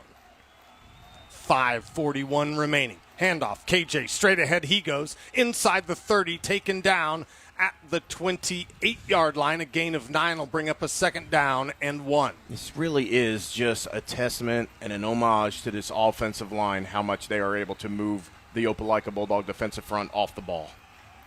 So on 2nd down, Seaborn back to pass. Under pressure, rolling to his left. Lets one go and just throws it out of bounds, and then is hit late on that play. There is not a flag. There should have been. Yeah. The pursuit was coming there by Lakedrick Burtz, their big senior linebacker, 6'2", 203. Trent took the hit. But, man, like you said, maybe a half to a full step late. KJ into the backfield, 3 receivers to the far side on 3rd down. Handoff to him, straight ahead he goes, and now there's a flag, and it's a false start against the Warriors. And listen, again, we're up 20-0 with 5 minutes left in the half, but that was going to be a first down. So how many times have we taken yardage off the board or points off the board? I mean, the Warriors still have to clean up some things, folks. 3rd down and 1 becomes 3rd down and 6. Ball is at the 33-yard line. 5:06 remaining here in the first half. They put 2 receivers to the far side of the field, 1 to the near side of the field, and KJ Jackson stands to the left of Trent Seaborn in the backfield. Back to pass. Lets one go across the middle. Not able to get away from the defenders was Mr. Billingsley, and it'll be 4th down and 6. You know, Matthew, you didn't say it that time, but again, it just seems like something is off the page. Now, that time there was a lot of traffic, admittedly, that we had to work through to even get open, but it just seems like everybody is just one half step off, or it should have been thrown to the inside when it was to the outside. So, again, we're not playing our cleanest, but we're not in control of this game. 4 receiver set on 4th down and 6. KJ Jackson to the right of Trent Seaborn. This is a big play for both teams right here, just inside of 5 minutes remaining in the first half. Back to pass goes Trent Seaborn, and now we've got a whistle and a timeout taken by the Warriors. So with 4:57 to go, when we come back, it'll be 4th down and 6. Warriors with a 20-0 lead. This is championship football on the Warrior Nation Network.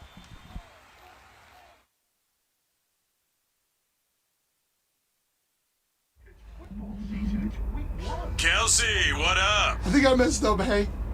I don't think I can walk away from football. Say less. I got you. Jason Daniel Kelsey, welcome back to football. This is a Buffalo Wild Wings. Exactly. Where you watch all the games while stuffing your face with, like, the greatest wings. So good. And all the beer. There we go. Let's go. See? B-Dubs is football. It's football. It's football. Let's go, Sports Ball. I'm Dr. Michael Patterson. I'm the team physician for Thompson Warriors. This will be my 16th year on the sideline, and we're excited about the upcoming season. I'm also excited to be partnering with Baptist Health as Baptist Health Sports Medicine and Orthopedics. We continue to provide state-of-the-art sports medicine and orthopedics and return our athletes in a safe and timely manner. We understand the importance of early evaluation and returning our patients back to their active lifestyle. Go Warriors! 4th down and 6. Ball at the 33-yard line. 4:57 remaining. 5 receiver set for the Warriors. Back to pass goes Trent Seaborn. Lets one go across the middle. Has a man. Has it. Touchdown Warriors. Touchdown Price Lewis. That was off of Trent's back foot. Just Price blew by the defender. Trent threw a lollipop up in the air. It wasn't the most efficient deep-sea fishing. It was a long cast there, Tim. My goodness. But, hey, the result still the same. Big catch, put it up on the wall, mount it for 6. The Price, always right.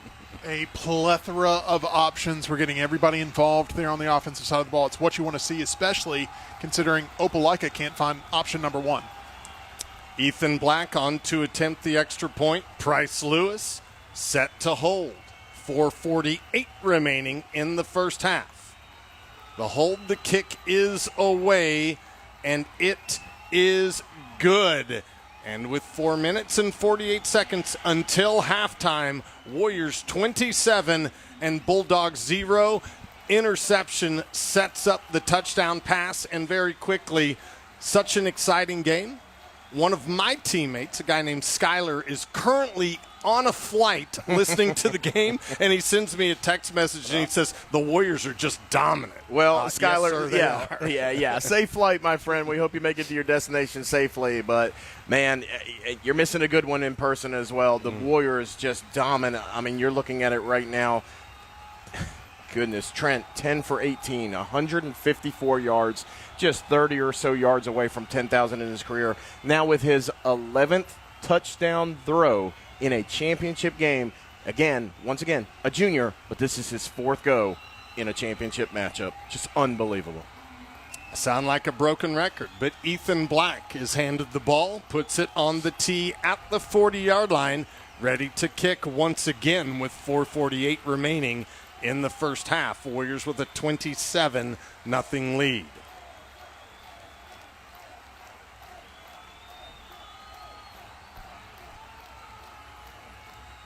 The run-up, and the kick is away. Going to be returnable from the 1. Now across the 10, the 15. Great stumbles tackle. and is taken down at the 19-yard line. That's where Opelika will begin their next drive. Mason Robinson fought off a block and made a wonderful tackle inside the 20, as Matthew called it. And now, if you're Thompson, you make a 3-and-out here. What's that saying they use, Matthew? Katie barred the door? There ain't a door out there big enough to keep the Warriors out. Yeah, you can just count on them pinning their ears back right here. 4:41 remaining in the first half. First down. 3 receiver set, 2 to the far side, 1 to the near side for the Bulldogs. They put a man in motion. Quick little hitch to the running back across the 20, taken down by Peter Ramil right there at the 23-yard line. That 4-yard gain will bring up a second down and 6. Yeah, good call with Peter Ramil, the commit to USF. UFF has a coaching change, but they still got a good player in Ramil going to the Bulls next year. On second down and 4. Handoff, this time the right-hand side across the 25, run out of bounds at the 28-yard line. Going to be about a yard shy of first down yardage. It'll be 3rd down and 1. Well, that would be big because I believe that would be the first down for Opelika if they pick up a yard. So on 3rd down and 1, 2 running backs in the backfield. Cooper under center. Gives it to the first man through. He's got a first down out across the 30, taken down at the 31. That'll move the chains for Opelika and stops the clock momentarily at 4 minutes and 20 seconds remaining. And it's not sarcastic cheer. It is truly cheer of jubilation from the Bulldog faithful who have made the trip here. Their first down, something to celebrate finally for the Dogs. On 1st and 10, handoff. Straight up the middle and straight down he goes. Ramil once again, 2-yard loss, brings up second down and 12. And he is excited. He's wearing that left brace again. Just horrific at the beginning of the year to see him not being able to play, especially with so much potential coming into his senior year. Really came on strong in that Hewitt-Trustville game. Looked quicker than ever, and now he's out there playing along with some of his good friends like Ami Mawala, Noah Streeter. There's Cam Pritchett on the far side, Chance Strawn in the middle. They're going to send 3 receivers to the far side of the field on second down and 12. Ball at the 29. Now they put a man in motion, and they pitch it to the inside man. Warriors smelled that quickly, dropped him after a gain of 2. It'll be 3rd down and 10 as we hit 3:17 and counting. Like Matthew said, that was an inside pitch, but when Noah Streeter is clogging up the middle, along with Chauncey Allo, there is nowhere to go. Nose of that ball at the 31. It's got to get to the 41 as we've worked our way inside of 3 minutes remaining. 4 receivers set, 2 to either side of the field on 3rd down and 10. Now Cooper backs off, looks over to his coaching staff for final adjustments. 5 seconds on the play clock. Just get it off. Back to pass he goes. He's under pressure. Gets away from it. There's a flag on the play. Cooper still on his feet across the 35 and taken down at the 42. It would be first down yardage, but there is a flag down at the 24-yard line. Mr. Cooper got lucky. Cam, Ami, Peter Ramil, all breathing down his neck. He got out, and the reason he got out was against holding. the Bulldogs. That'll back it up. Goodness. That'll move it from the 31 back to the 21 and make it 3rd down and 20. 2:29 remaining on the clock here in half number one. Warriors with a 27-0 lead. 4 receivers set. Now call it 5. 4 to the far side of the field and 1 to the near side on 3rd and 20. Clock starts again, 2:17 and counting. Back to pass. Quick hitch it goes out to the receiver. Just now getting across the 20-yard line, and down he goes at the 21. It'll be 4th down and 20. Another tackle for loss out there. Saw Chauncey. Trying to see who else was coming up from their defensive back positions. I think that was T-Mac, Trent McCorvey. That'll take us right down to 2 minutes remaining here in the first half. Actually, they're going to put 6 seconds back on the clock and call it 2:06. So I believe the Warriors took a quick timeout. We'll take it with them. We'll be back for the last couple of minutes of half number one. Warriors 27, Bulldogs 0. This is championship football on the Warrior Nation Network.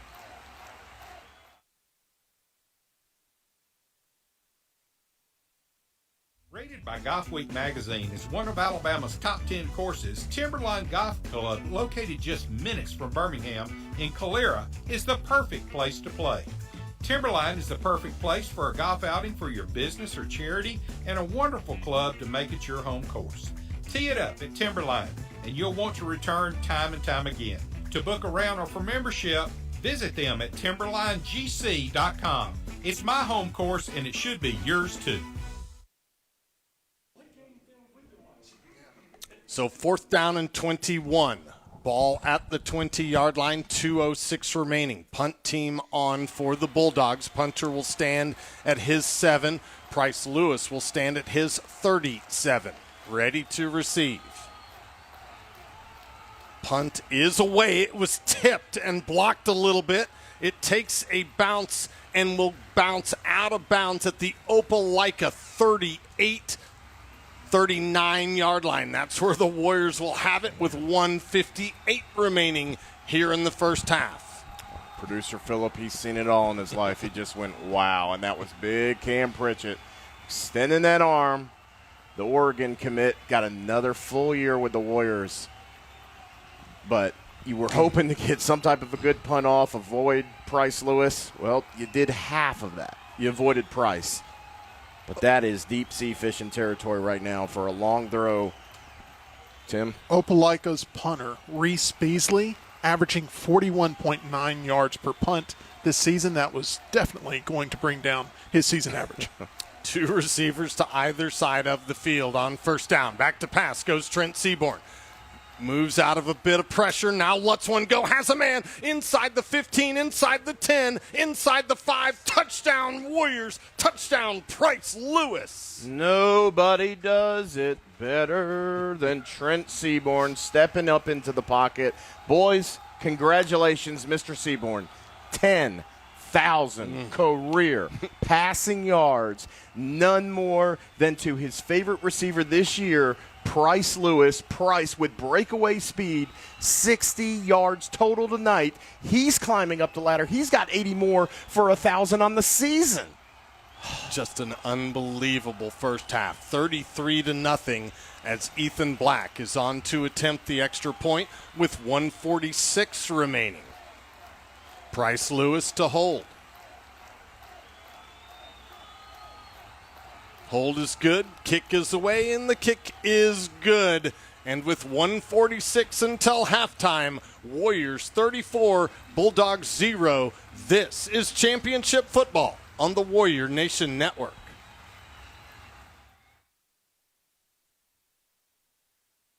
Warrior family, I'm Matthew Moyer, voice of the Thompson Warriors, and also a proud member of the Alvis Software family. So what is Alvis Software? It's a transportation management software. It's cloud-based, which is the first in its class, and it is absolutely amazing.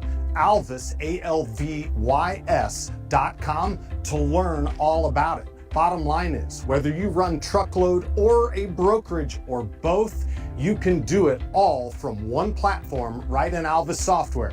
We've got an app for your drivers that they're absolutely going to love, and your back office staff will be equally as happy. Alvis, ALVYS.com. 1:46 remaining until halftime. Ethan Black with the ball on the tee once again at the 40-yard line, ready to kick off. Warriors with a 34-0 lead. Kick is away, deep but will be returnable from the 4, across the 10, now the 15, across the 20, across the 30, across the 40, across the midfield, and finally forced out of bounds. And now there's a flag that comes in. How do you get a flag on someone that needs to be forced out of bounds? Goodness gracious. He went out at the 42. I think they're going to say he may have shoved him too hard. Well, that was Eli King, and Eli's not the biggest dude in the world, so I don't know how he would be called of shoving too hard, but let's see what the call is here. It's a contact sport. Jeez. Let's see here. Yep. Good ball. Personal foul against the Warriors, so that'll move it from the 41 down to the 26-yard line with 1:35 remaining here in the first half. I'm trying to look up at the monitor here above us to see if they show a replay. I'll let you know if they do. But can you believe Opelika is going to be put into scoring position? Oh, here comes the replay right here. So it's a good return. All credit to Matthew. Go ahead and stop me if you see the action, but I'm going to try to see what happened It's here. ready to go. 2 receivers to the near side of the field. You ain't going to like back that. to the right of the quarterback. You called it perfectly, partner. He shoved them too hard. On 1st and 10 from the 26-yard line. Fake the handoff, back to pass. Let one go into the corner. That's going to draw a flag. Yeah, so now we've got a pass interference. Okay. Are the officials making the argument that on that kickoff return, the runner was going out of bounds on his own with open field in front of him and then it makes no sense. So, Tim, I will say this. His right foot hit out of bounds at the same time Eli was in his launching position to push him. Yeah. But sounds like you're too close to that booth over there, Brian. That's all I hear. It is, but here's the thing. If you're the defense, take this personally. I mean, sadly, you haven't been challenged all night. So here you go. Challenge yourself internally right here. You got 13 yards to go. Keep a 0 on that board. Challenge yourself right here, boys. Just go ahead and make it a game for yourself. Move the ball down to the 13-yard line. It'll be first down from there with 1:28 remaining in the first half. Receiver to either side of the field, running back to the left of the quarterback. Back to pass he goes, rolls to the right.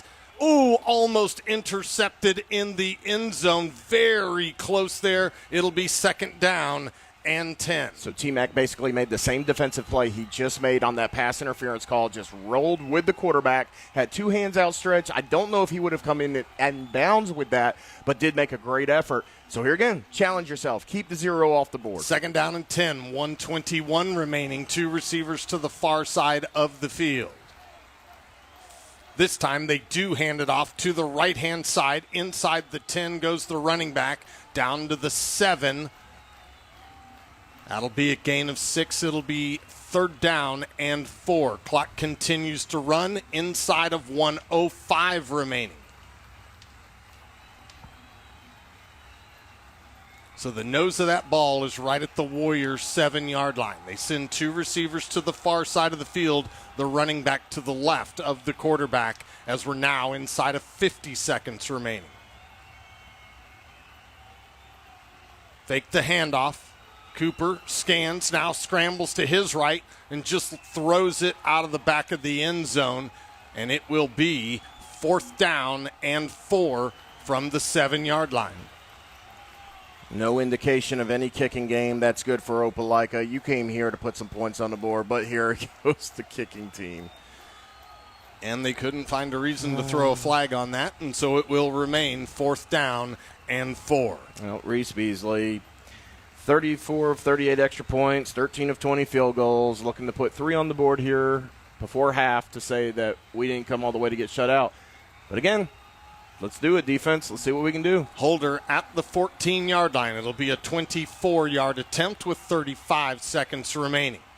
Kick is away, and it is good, but we've got a flag on the play. And we've got to delay a game against the Bulldogs, so that'll back it up 5 yards and make it a 29-yard attempt. On delay of game, how does the play clock have 3 less seconds? We had to find something at the end of the half, didn't we? Coach Freeman had to find something at the end of the half. Take it into the locker room. Gentlemen, we gave up 3 points there at the end. That's unacceptable. Yeah, we played a game earlier where we couldn't get it to start, and then this one has a delay of game, and it does start. Holder will be at the 19-yard line. They will try this once again.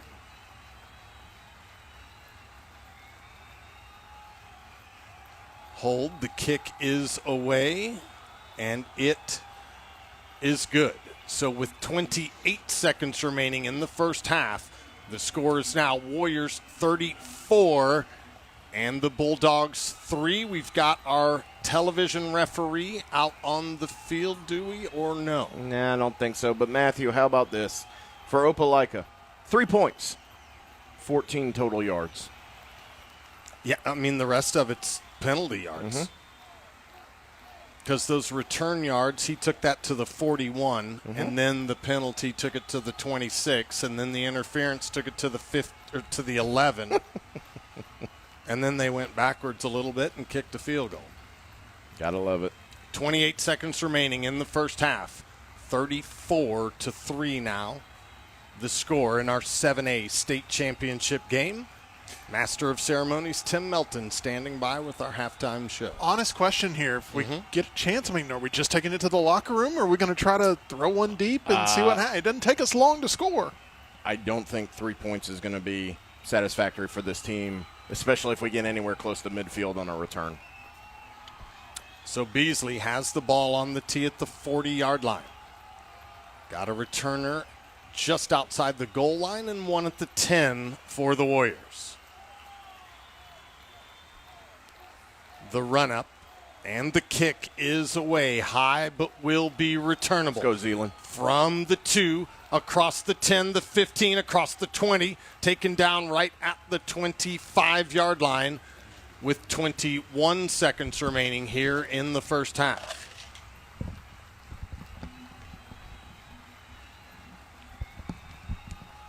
Warriors with a 34-3 lead. Do they take a knee? Or will they give it a couple of shots here from their 25-yard line? We're about to find out.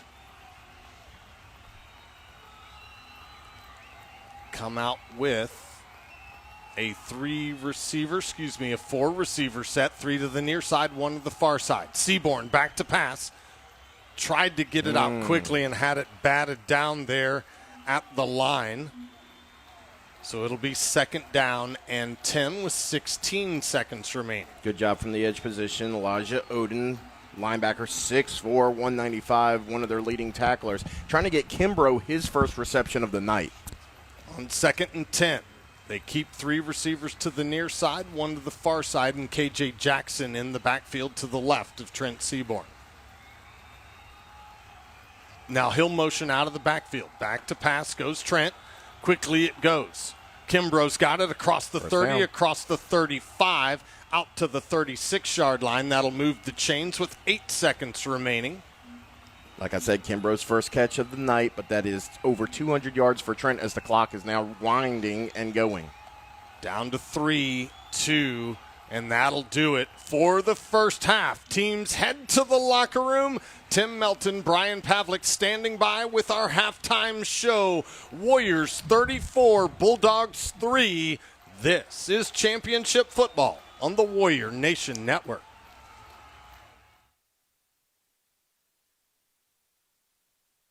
Express Texaco is your one-stop shop for all your convenience needs. From ice-cold beverages to their delicious Hunt Brothers Pizza, Warrior Express has everything you need to get Warrior ready this football season. Locally owned and operated, their friendly staff is second to none. Each of their 10 fueling stations is equipped with 5 types of fuel, including non-ethanol and diesel, available at every pump. Fuelman is accepted and buses are welcome. For unbeatable mileage, put some Techron in your tank today. Go Warriors!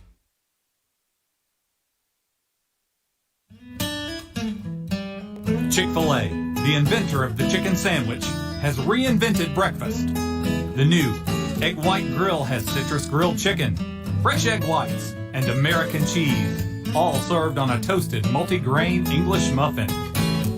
Chicken for breakfast. It's not as crazy as you think.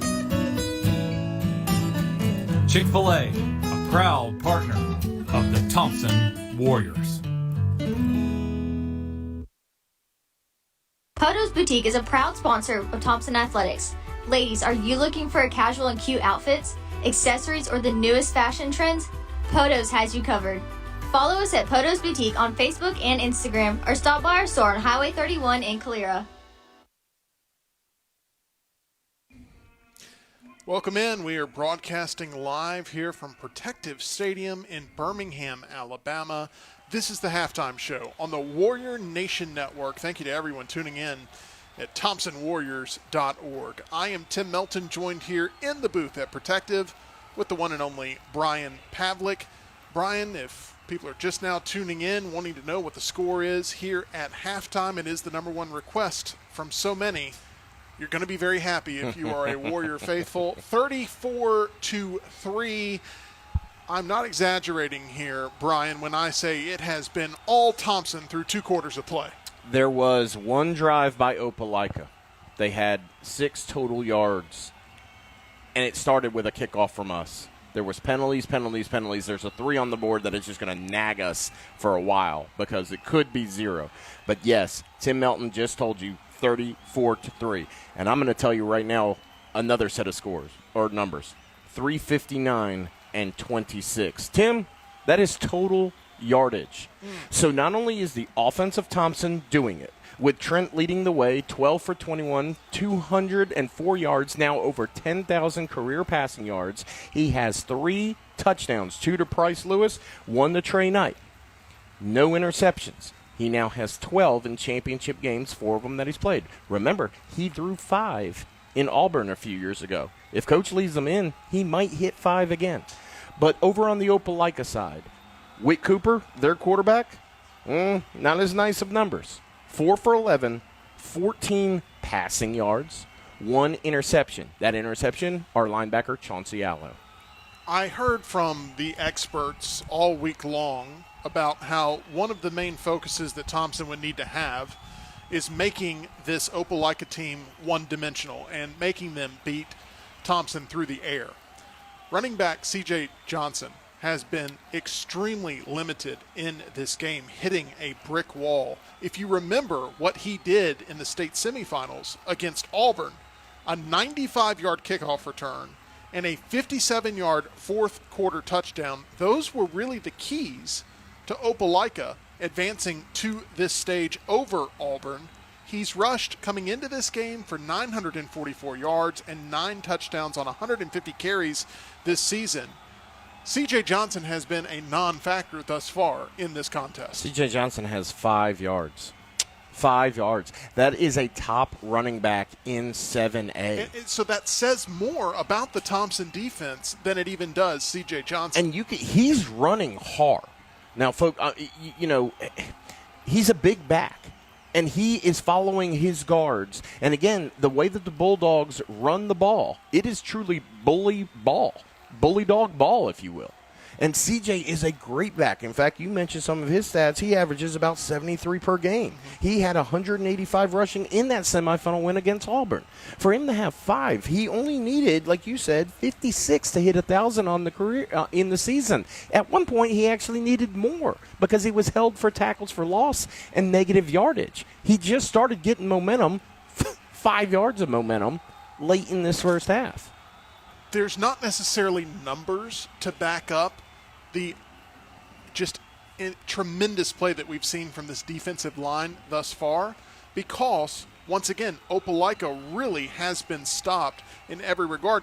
Promoting Opelika's offensive numbers is the best numbers that we can really promote here for what Thompson's defense has done. Talk a little bit about the defensive line here for the Warriors and how much of an impact they've had in really suffocating this Opelika O. Well, here's the thing. If it hasn't been actual tackles for loss, it's been pressuring Whit Cooper. Now, Whit is not the most dynamic quarterback that we've seen, and he's probably not the most dynamic quarterback in Opelika history. He's young. He's young, and he can do it if he needs to, but they've never had to rely on a passing game. Now down 31 points, do you try to do something and expose yourself a little bit more, or do you really just get out of here and say, you know what, the red map looks good with our color palette back home, we'll put that in the trophy case and be proud of it. So we're going to have to see how they're going to try to do that in the second half. But what you've got on the defensive line and the linebackers, Jeremy Allo-Perry, 4 tackles. Chauncey Allo, 4 tackles in the interception. Noah Streeter, 2 tackles. Mason Robinson, Brody Campbell, these guys who are doing kickoff return tackles, and they're playing like it's their last game of their career.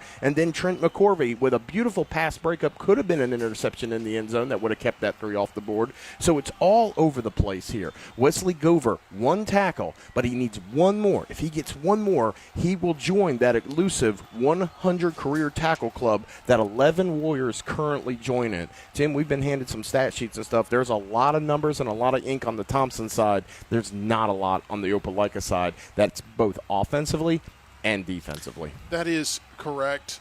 I did hate to see Casey go down early in this contest after cementing himself as being a force to be reckoned with early on. Went down with a leg injury, not expected to return in this game. Talk a little bit about the rushing attack for the Thompson Warriors here through 2 quarters of play. Well, it really did start with UJ, and then right in the middle of that first quarter, after he had already run for 3 carries for 46 yards, 15 yards average, he went down with a slight leg injury. He had to basically crawl off the side. You thought, okay, maybe he just got a little nicked up or something and went into the tent. Then all of a sudden you gave us the report, UJ is on crutches, probably not going to return for the game. You hate that for the young man. The saving grace of that is only a sophomore. The future is bright in a Warriors uniform. But then it was picked up with those 2 other running backs led by senior R.J. Evans, 6 carries, 54 yards. Then you also had K.J. Jackson, 6 carries, 24 yards, and a touchdown. Trent Seaborn, 32 yards rushing to add to his 204 yards passing. When Trent can use his legs as a threat, this Thompson team truly has all of their features unlocked on the offensive side of the ball, and Trent has had some gutsy runs up the middle, and he's taken some big hits too. It's very important that he protects himself. He was dealing with a little bit of a left wrist injury throughout a couple of plays of this game early on. He still looks very sharp, tossing for multiple touchdowns after that fact. Tim, I want to get back to football in just a second, but we weren't able to play any of the sounds of the Marching Southern Sounds, who have done a phenomenal job all year, this entire ensemble with all the different core teams that make it up. Some of those seniors just performed for the last time. They actually hugged some of them at the end of the performance as they clear the field. If you did not get a chance to see Reignited, the halftime show this year, you missed out. Find something on YouTube or so. This band has not only done halftime performances to the best that we've ever seen them, but they have gone on to their own weekend tournaments and stuff where they've gone to Jack State and a few other places locally where they have dominated. Congratulations to the entire Marching Southern Sounds organization and everybody that's made that up. And the Marching Southern Sounds, 8 straight halftime performances in a championship setting. Something very much to be proud of. Trent with his legs, when he can activate that extra level and show those gutsy runs, it really does something to take this team to even another level. Yeah, and Tim, I posted a picture earlier this week on Facebook. It was a Facebook memory. It was me sitting in the crowd. His parents had brought the fat head of Trent as an 8th grader. And just the change in his face. And, that was 4 years ago, a full Olympic cycle. We were coming out of COVID and stuff like that, right? Think about what 4 years. Think about what 8 years is. But 4 years ago, the kid stepped foot at Jordan-Hurst Stadium through 5 touchdown passes. Never heard of, never to be duplicated again at that level, at that age. Now he's here, and he's a grown man with 1 more year to go, committed to Alabama. And everything that you would hope that this young man was promised when he came over, and people said, he's friends with the Tagovailoa family and all that. We've said it many times before. There was no guarantee that he was going to be special. It was just a guarantee that a kid was coming in and hopefully he would do something. But for him to not only step on the stage as an 8th grader, but then lead him back 9th grade, 10th grade, and here it is 11th grade. 3 more touchdowns on the board, 200 more passing yards, 25 more rushing yards with a 31-point lead, looking for his 3rd map. It's just an incredible story. It really is. It really is, and the Warrior faithful is looking forward to the next 2 quarters coming to a conclusion. We are at the halftime mark of the halftime show. We'll take a quick timeout, and we'll be back right here with you live from Protective Stadium as we are broadcasting this championship showdown between the Thompson Warriors, currently at 34 points, against the Opelika Bulldogs, currently at 3 points. We'll be back with more of the halftime show here on the Warrior Nation Network.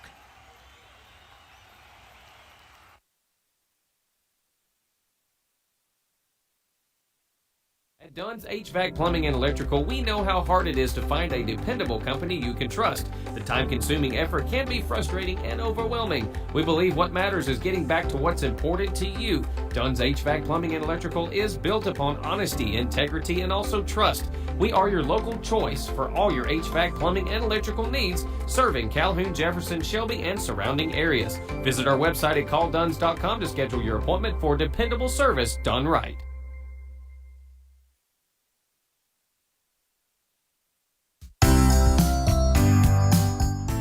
Is a proud supporter of Thompson Athletics and the Alabaster City School System. Be sure to get a refreshing Kona Ice with your favorite flavor at all Thompson home games, and know that with every purchase, you're supporting our Warriors. We love giving back because we love being a part of our community. We're not just a business, we're here to help people. We're mobile, we're fun, and we're stocked with the most delicious flavors you've ever tasted.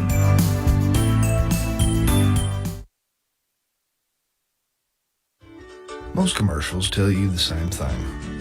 They're always blabbing about buy this, go here, eat that, or some experts on there trying to convince you of the next big thing. Although that's great and all, this isn't one of those commercials. Here in Shelby County, we let it speak for itself. Discover Shelby. Find your trail.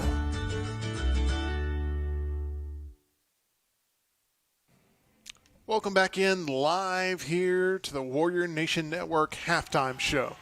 Thompson 34, Opelika 3 through 2 quarters of play as we broadcast from Birmingham, Alabama in this Class 7A State Championship showdown. I am Tim Melton, joined here in the booth by Brian Pavlik. Brian, let's look at the Opelika side of things here briefly. Opelika head coach Brian Moore, 19-6 in his second year as head coach with the Bulldogs overall. He's 105-27 in 11 years as a head coach. Went 26-9 in 3 years at Eufaula, 22-3 in 2 years with the Vikings of Jasper, and 38-9 in 4 years at Hartselle. He's never missed the playoffs as a head coach, but here he is coaching in his first championship game. What do you think his message is to his guys here at halftime as they look up at the scoreboard? They can't be thrilled with a 34-3 deficit. Well, and as you mentioned, Brian Moore is a winner.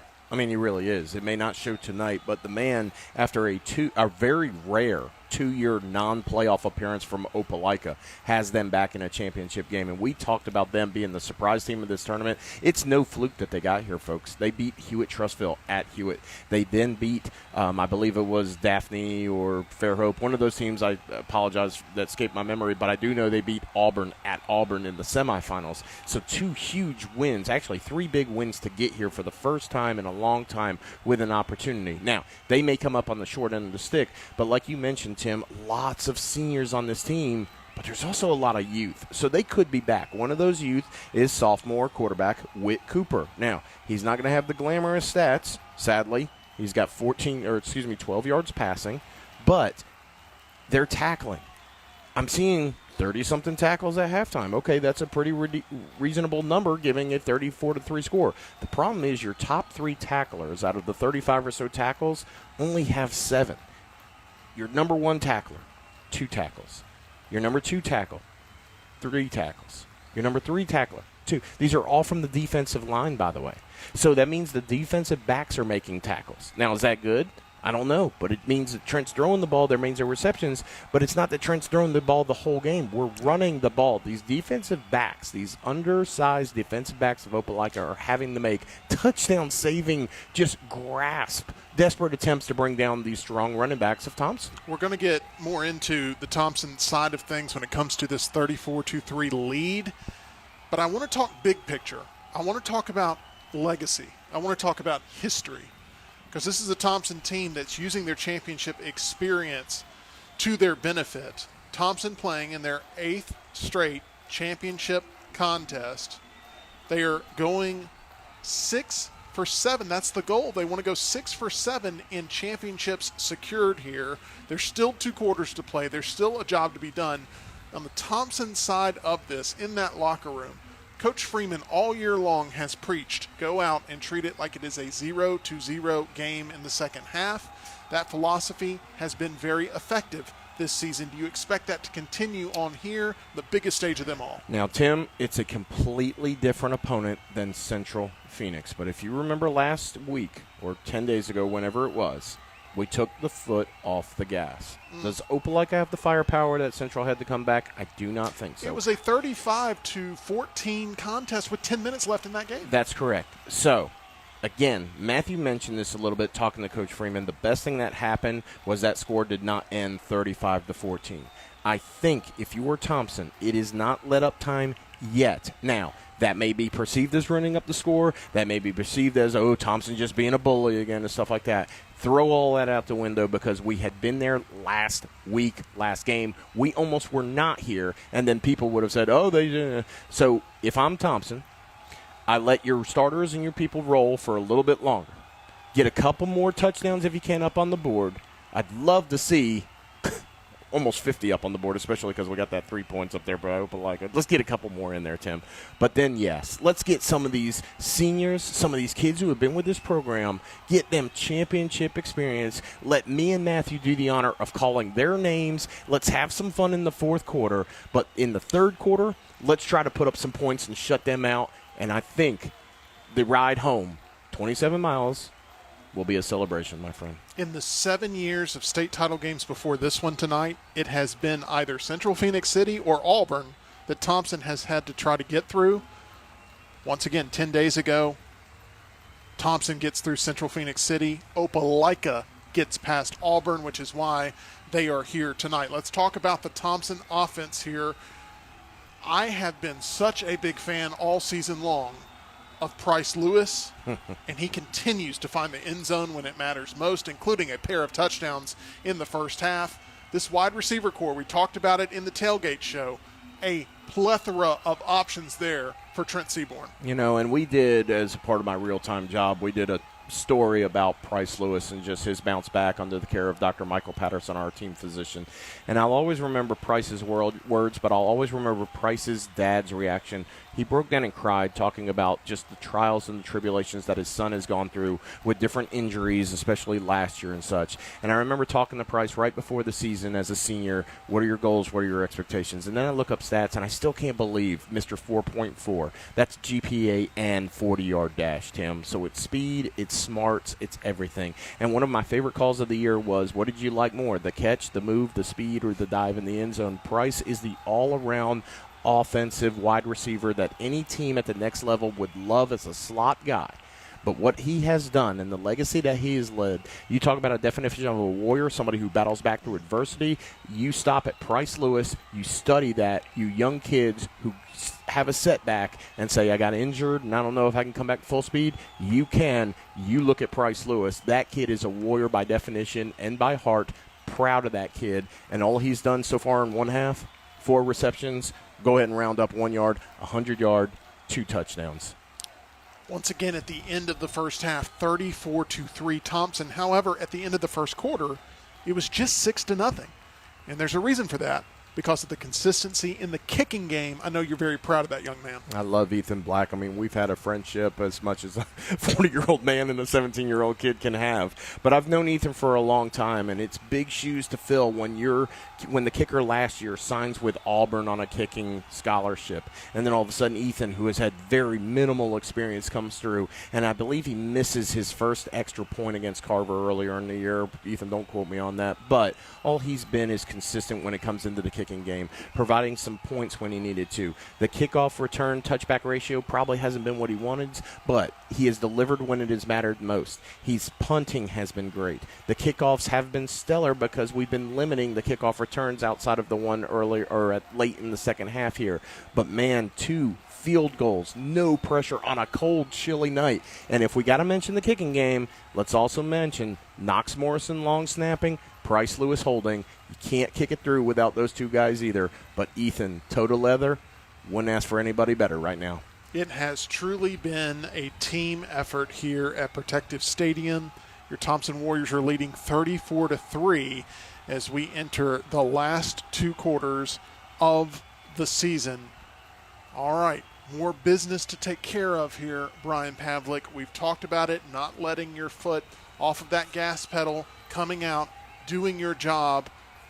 Victory is so close that these Warriors can taste it for sure, but they're going to have to come out, show their composure, not get too excited too early, and continue to play mistake-free football. No turnovers throughout the first two quarters for the Thompson Warriors. And, Tim, go back. Let's just review our three keys to the game, if you don't mind. Number one, don't rely on experience alone. Some of the guys who have had the experience, it shows, Trent being one, Price being two, and a few others. But some of the new guys, Jeremy Allo, Perry, Ami Mawala, and Chauncey Allo, just stepping up in their first go at this whole thing. Colton Moore with a great quarterback pressure. A lot of guys for their first time seeing this field in the championship setting, making their name known here. Then, number two, execute the basics. Yes, the penalties again. I guess we're just going to go the whole season going penalties, penalties, penalties. But they've been limited. Excited the last drive here. They weren't costly. But execute the basics. That means tackle. That means catch the ball. That means make your blocks without holding. And then number three, and I think we're seeing this a lot, and we'll see it for the next 24 minutes, find the joy. We have a lot of joy up in this booth. It has been my blessing this whole season with this entire crew who's joined us tonight, with you, with Matthew. But if you are a Thompson Warrior football player, 24 minutes, find some joy, not just after the game, but these are some of those moments where even in the huddle, look up at the lights, look up at the stands, look at the scoreboard, just look around you and say, I am doing this, not just for the 8th time, but I'm doing this tonight. This is what my night is. I'm blessed to be on this field with brothers and Warriors and the crowd cheering for both sides. Find the joy. You've brought a lot of joy in our hearts this season, boys. Give us 24 minutes of joy. The Warrior Nation is proud of you. Brian Pavlik, it has been such a joy to have you here on the Halftime Show on the Warrior Nation Network all season long. Thank you so much for being by my side. And thank you so much to everyone who's tuned in there at ThompsonWarriors.org. The second half call is coming up with the voice of the Warriors, Matthew Moyer. I'm Tim Melton signing off for the Halftime Show here on the Warrior Nation Network as your Thompson Warriors lead the Opelika Bulldogs 34-3.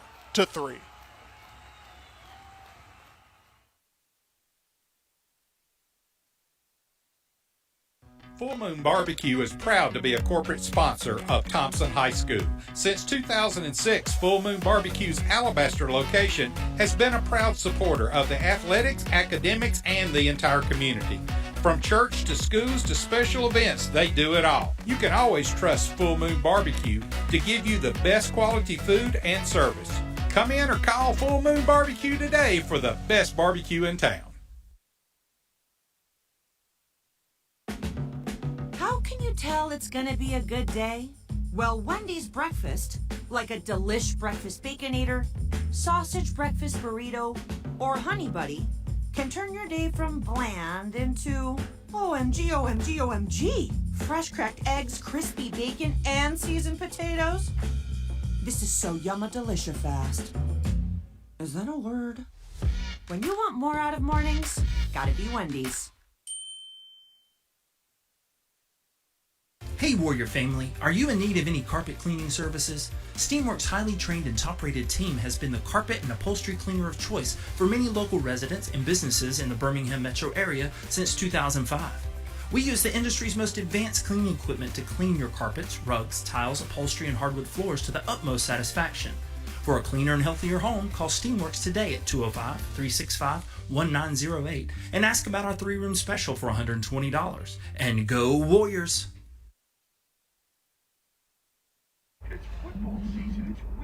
Kelsey, what up? I think I messed up, hey. I don't think I can walk away from football. Say less. I got you. Jason Daniel Kelsey, welcome back to football. This is a Buffalo Wild Wings. Exactly. Where you watch all the games while stuffing your face with, like, the greatest wings. So good. And all the beer. There we go. Let's go. See? B-Dubs is football. It's football. It's football. Let's go,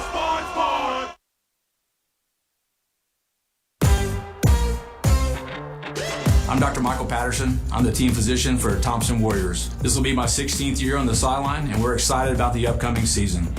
I'm also excited to be partnering with Baptist Health as Baptist Health Sports Medicine and Orthopedics. We continue to provide state-of-the-art sports medicine and orthopedics and return our athletes in a safe and timely manner. We understand the importance of early evaluation and returning our patients back to their active lifestyle. Go Warriors! Start of the second half, just about to get ready. Ethan Black with the ball on the tee at the 40-yard line. Warriors with a 34-3 lead. Kick is away. Low line drive. Returnable. Taken at the 9, across the 20, out to the 26-yard line. That's where the Bulldogs will begin their first drive of half number 2. And that just shows me right there, we're taking the 3 points personally. There's no give up. There's no let up on this Warrior defense. And I think you're going to see even more locked in, if you can believe it, in this third quarter. Whit Cooper leads that Bulldog offense out onto the field. Johnson, the running back, to his right. 2 receivers to the near side and 1 to the far side on first down. Send a man in motion. Try to get it out to him. Intercepted inside the 15, the 10, the 5. Touchdown, Warriors. Touchdown, Trent McCorvey. T-Mac, oh my goodness, I cannot believe it. It is the 22nd Warrior that has put points on the board this year, and I'm so happy for T-Mac. We talked about just some of the struggles halfway through the season. Mr. B, I got to get back on the field. I got to get back in shape. T-Mac, you are in shape. That was a good tip as well over there by Junior James, our guy from last week. But T-Mac from that star position, you call it a star position because you want your star to play it. So 15 seconds into half number 2, 40 on the board for the Warriors. Ethan Black on to attempt the extra point to make it 41. Price Lewis to hold. Snap, and the kick is away, and it is good. And just like that, it is Warriors 41 and Bulldogs 3. Just had a chance to catch our breath, and wow. Yep, I just put the headsets on from just, exploring the facilities here. Very nice facilities we have. I put the headsets on, and all of a sudden, if you went to the concession stand and you said, what just happened? I mean, Tim, by the time you got up to get a bag of chips or a soda or something like that, I mean, that's how quick this Thompson deep all year, guys. What a joy. Find the joy. McCorvey did. So the Bulldogs send that return team back out onto the field. Ethan Black will put that ball on the tee once again at the 40-yard line. And I apologize. I got so excited. That's actually T-Mac's second interception return for a touchdown. He had one against Oak Mountain this year. So take the 21 off. We're still looking for the coveted number 22. But how about that? Still, T-Mac 2 interception returns for touchdowns this season. Bulldog receivers stand at their 5. Ethan marks off and is ready to kick. Feels like he's still doing warm-ups. The run-up and the kick is away. Returnable from the 3. Out across the 10. Now the 15 and the 20. Still on his feet. Taken down at the 27-yard line. And that's where the Bulldogs will begin their second drive of half number 2 with 11:36 remaining in quarter number 3. Great form tackle by the young man, J.J. Johnson Jr., 6 foot 185. Again, find some room on the kickoff team and make yourself a hero. We'll call your name if you stand out. One receiver to either side of the field, running back to the left of the quarterback in the backfield on first down. Give us to the running back. It's going to try that right side. Going to get maybe a yard, and down he goes. It'll be second down and 9. It's tough, Matthew. It's tough. I mean, this is a defensive line that is locked in tonight more than we've ever seen. And we've played some great running back teams. Opelika right up there with some of the best. It's just amazing the gear that this defensive line finds. Second down and 9. Still with the receiver to either side of the field.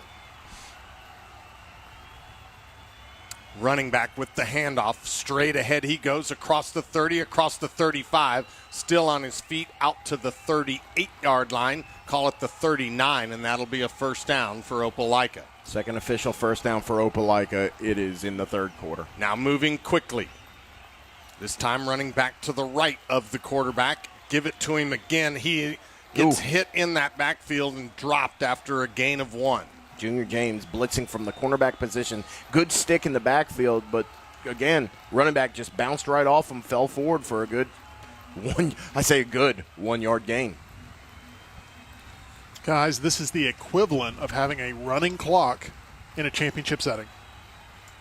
Second down and 9. Ball at the 40.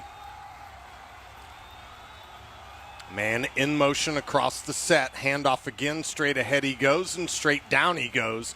After a gain of 1, it'll be third down and 8 as we will move inside of 10 minutes remaining in quarter number 3. So many silver helmets. They're trying to run between the tackles and such, and now we've got an injured player down. Yeah, we do. Well, we said down, but I think Ami was just trying to wait until everybody got up. And you're going to need more. I'm sorry, but you're going to need more than DeMonte Tab to help that big man off of his feet. What a game he's had. What a season Ami has had as he trots off the field. Third down and 8. Ball at the 41-yard line. It needs to reach the 49. 9:44 and counting in quarter number 3. Warriors with a 41-3 lead. T-Mac comes off from his start position. Eli King, 4 interceptions on the season, comes into the safety position. 2 running backs in the backfield, 2 receivers to the near side of the field. Fake the handoff, back to pass, lets one go down across the middle. Tab was right there and knocked it away. Just about had the interception. Falls harmlessly to the ground. It'll be fourth down and 8 as the punt team makes their way onto the field for Opelika. Lucky number 11 was right there, but I think the wide receiver actually became a defensive back, and he did. He went up with one hand and just prayed that D-Tab wasn't going to come down with it. But how about that? 2 games of 3 interceptions, and then the most important touchdown interception return we've called all year against you. Beasley stands at his 28. Lewis stands at his 20. Punt is away. High, deep punt. Fair catch signaled and made right at the 15-yard line. That's where the Warriors will begin their first drive of half number 2 with a 41-3 lead. So Trent Seaborn will lead that Warrior offense back out onto the field. R.J. Evans in the backfield. 3 receiver set. Nope, they will stay with a 4 receiver set to begin this second half. 3 to the far side, 1 to the near side here on first down. Man in motion is Billingsley. They pitch it to him. Trying that right-hand side. There's a flag down at the 13-yard line as Billingsley takes it out across the 25 and down at the 26. 11-yard gain, but we will await this flag. Head referee is about to let us know what transpired. The Warriors are heading back, and it's a holding against the Warriors. So 9:01 remaining, and that holding call will move it inside the 10 down to the 7-yard line. Warriors with 155 yards rushing in the first half to complement Trent's 204 passing. That'll bring up a 1st and 17. 3 receivers to the far side, 1 to the near side here on first down. Handoff. Straight ahead goes the running back. Maybe a yard on that play. It'll bring up 2nd down and 16. 8:45 and counting here in quarter number 3. Staying with that 4 receiver set. R.J. Evans in the backfield. Going to move to the left of his quarterback here on 2nd down. Now he shifts over to the right-hand side. We've got one-on-one over here with Trey Knight, and those safeties are playing way too close for my comfort zone if Trent wants to go over the top. Still 12 seconds on the play clock. Now inside of 10 as R.J. shifts back to the left of Trent Seaborn. Back to pass Lets one go, has a man there. He's got it at the 15. He's across the 20, still on his feet and forced out of bounds right at the 25-yard line is Trey Knight. As soon as they lined up, you saw Trey with nothing but one-on-one with nobody between the two guys. Yeah, throw it out to Trey, let him catch, let him make a break tackle. Trey now, he's had that touchdown reception. That'll move the chains for the Warriors. It's first down. 4 receivers set. KJ Jackson in the backfield. He's to the right of Trent Seaborn. 8:02 remaining in quarter number 3. Ball's right at the 25-yard line. Back to pass goes Seaborn. Lets one go on that left-hand side. Just out of reach. Trey Knight made a great attempt. Just a little bit too far. It'll be second down and 10. Trey Knight put a move on Jaden Battle, the defensive back senior for Opelika, where Jaden fell down. Trey was wide open. If Trent has about, 3 feet, give or take, on so many passes, he may have 150 more yards tonight. On second and 10, stay in that same formation. KJ to the right of Trent Seaborn now moves over to his left. 3 receivers in a stack formation on the far side and 1 to the near side. Fake that handoff, back to pass. Got Trey this time. He's out across the 35, stretches it out to the 38-yard line. That'll move the chains again after a 13-yard gain. Put respect on Trey Knight's name. If you're going to leave him one-on-one, he's going to expose you and he's going to make you miss, and Trent's doing a good job finding him. Clock starts again, 7:40 and counting. On first down, Seaborn backs off, takes a look over to the sideline. This time those 3 receivers to the far side are spread out with 1 receiver to the near side of the field. Ball is on the near side hash mark. Back to pass goes Seaborn. Lets it go again. Trey again out across the 49-yard line. They're going to give him out of bounds right at midfield. That'll move the chains again for a Warrior first down. What I love about this, Price Lewis, a senior, 2 touchdowns. Trey Knight, a senior, 1 touchdown, and this has been all Trey on this drive. This is a testament to 2 graduating seniors. On first down from midfield, KJ to Trent's right. Stay with those 3 wide receivers to the far side of the field. Mosley, Kimbrough, and Lewis to the far side. Knight to the near side. Watch Mosley on a wheel route here. Back to pass goes Trent Seaborn. Left-hand side over the head of Trey Knight. It'll be second down and 10. So it's coming. Matthew, you keep calling those 3 to the top side. Something is developing where Trey's going to look off that safety close, and then it is lights out in Protective Stadium if he throws it to the far sideline. Second down and 10. 6:41 remaining in the third quarter. 41-3 the Warrior lead. Tanner Eamon comes in. Trey Knight will check out here on second and 10. Still 12 seconds on the play clock. RJ in the backfield to the right of Trent. Back to pass. Hands it on an inside handoff. Inside the 45 down to the 41. Call it the 40-yard line. Just enough for a first down. That'll move the chains again at 6:31 remaining. How special is this? I mean, that's another senior that you're giving the ball to in critical time right there. R.J. Evans, as he goes out as a senior, just a consistent back, finally getting his time in the spotlight this senior season. So on first and 10, R.J. directly behind Trent. Give it to him. He's going to try that right side. Cuts back. Inside the 40, inside the 35, and down to the 34-yard line. Nice 6-yard gain there. Brings up a second down and 4 as we move inside of 6 minutes remaining in quarter number 3. RJ, now you're officially leading rusher for the game. 8 carries for 64 yards. So a solid championship game for the senior. Second down and 4 from the 34. Trent backs him off. He's got KJ Jackson in the backfield. Mosley and Lewis to the near side. Knight to the far side here on second down. Now they shift KJ over to the right side. And we've got a whistle and a timeout taken by the Warriors. 5:21 remaining in quarter number 3. 2nd down and 4 when we come back. This is championship football on the Warrior Nation Network.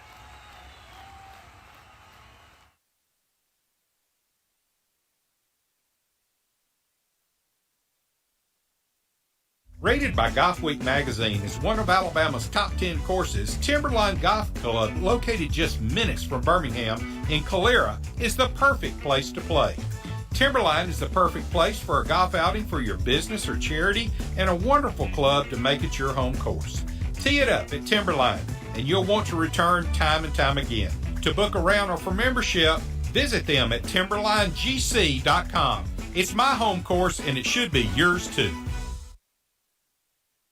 Warrior Express Texaco is your one-stop shop for all your convenience needs. From ice-cold beverages to their delicious Hunt Brothers Pizza, Warrior Express has everything you need to get Warrior ready this football season.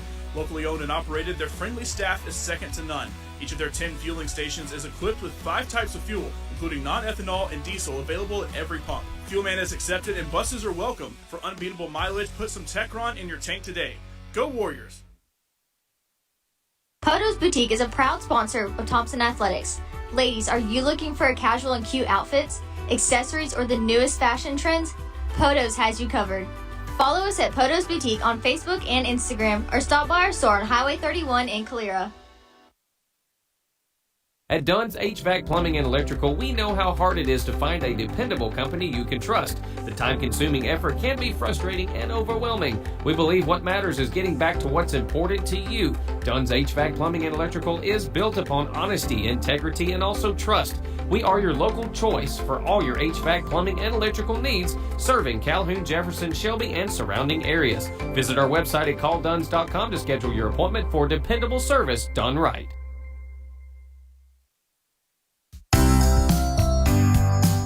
Kona Ice is a proud supporter of Thompson Athletics and the Alabaster City School System. Be sure to get a refreshing Kona Ice with your favorite flavor at all Thompson home games, and know that with every purchase, you're supporting our Warriors. We love giving back because we love being a part of our community.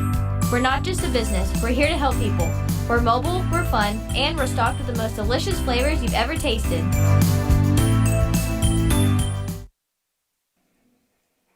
5 minutes, 21 seconds remaining in the third quarter. 2nd down and 4. Still working, still grinding with a 38-point lead. Couldn't get that right formation. They call timeout. Ball is at the 34-yard line. 3 receiver set, running back to the right of Trent Seaborn. Give it to the running back. Inside the 35 and down to the 32 goes R.J. Evans. It'll be 3rd down and 2.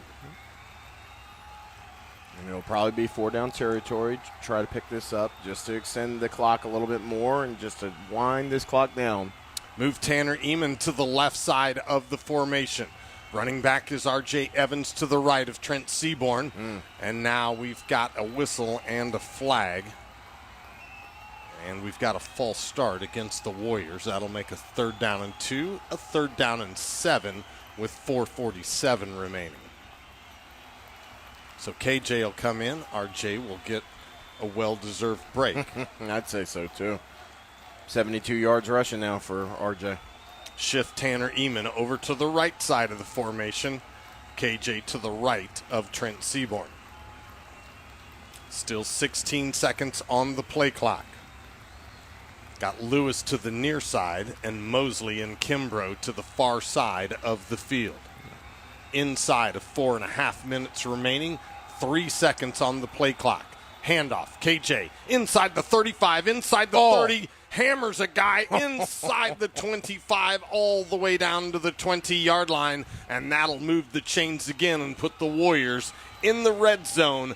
1st and 10 from the 20-yard line with 4:15 remaining in quarter number 3. Hammered was being kind, Matthew, but now KJ, the senior, 1,300 career rushing yards, Tim.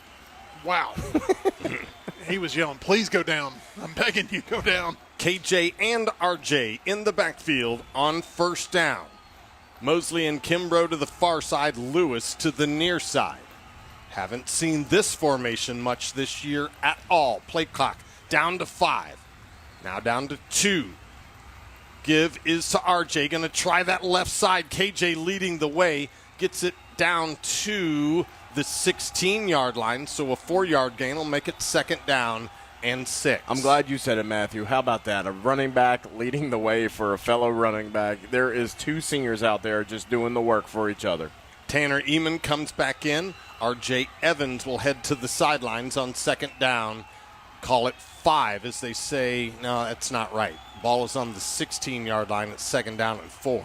Looking up at the Jumbotron, it's a little bit off. Good. Handoff, KJ.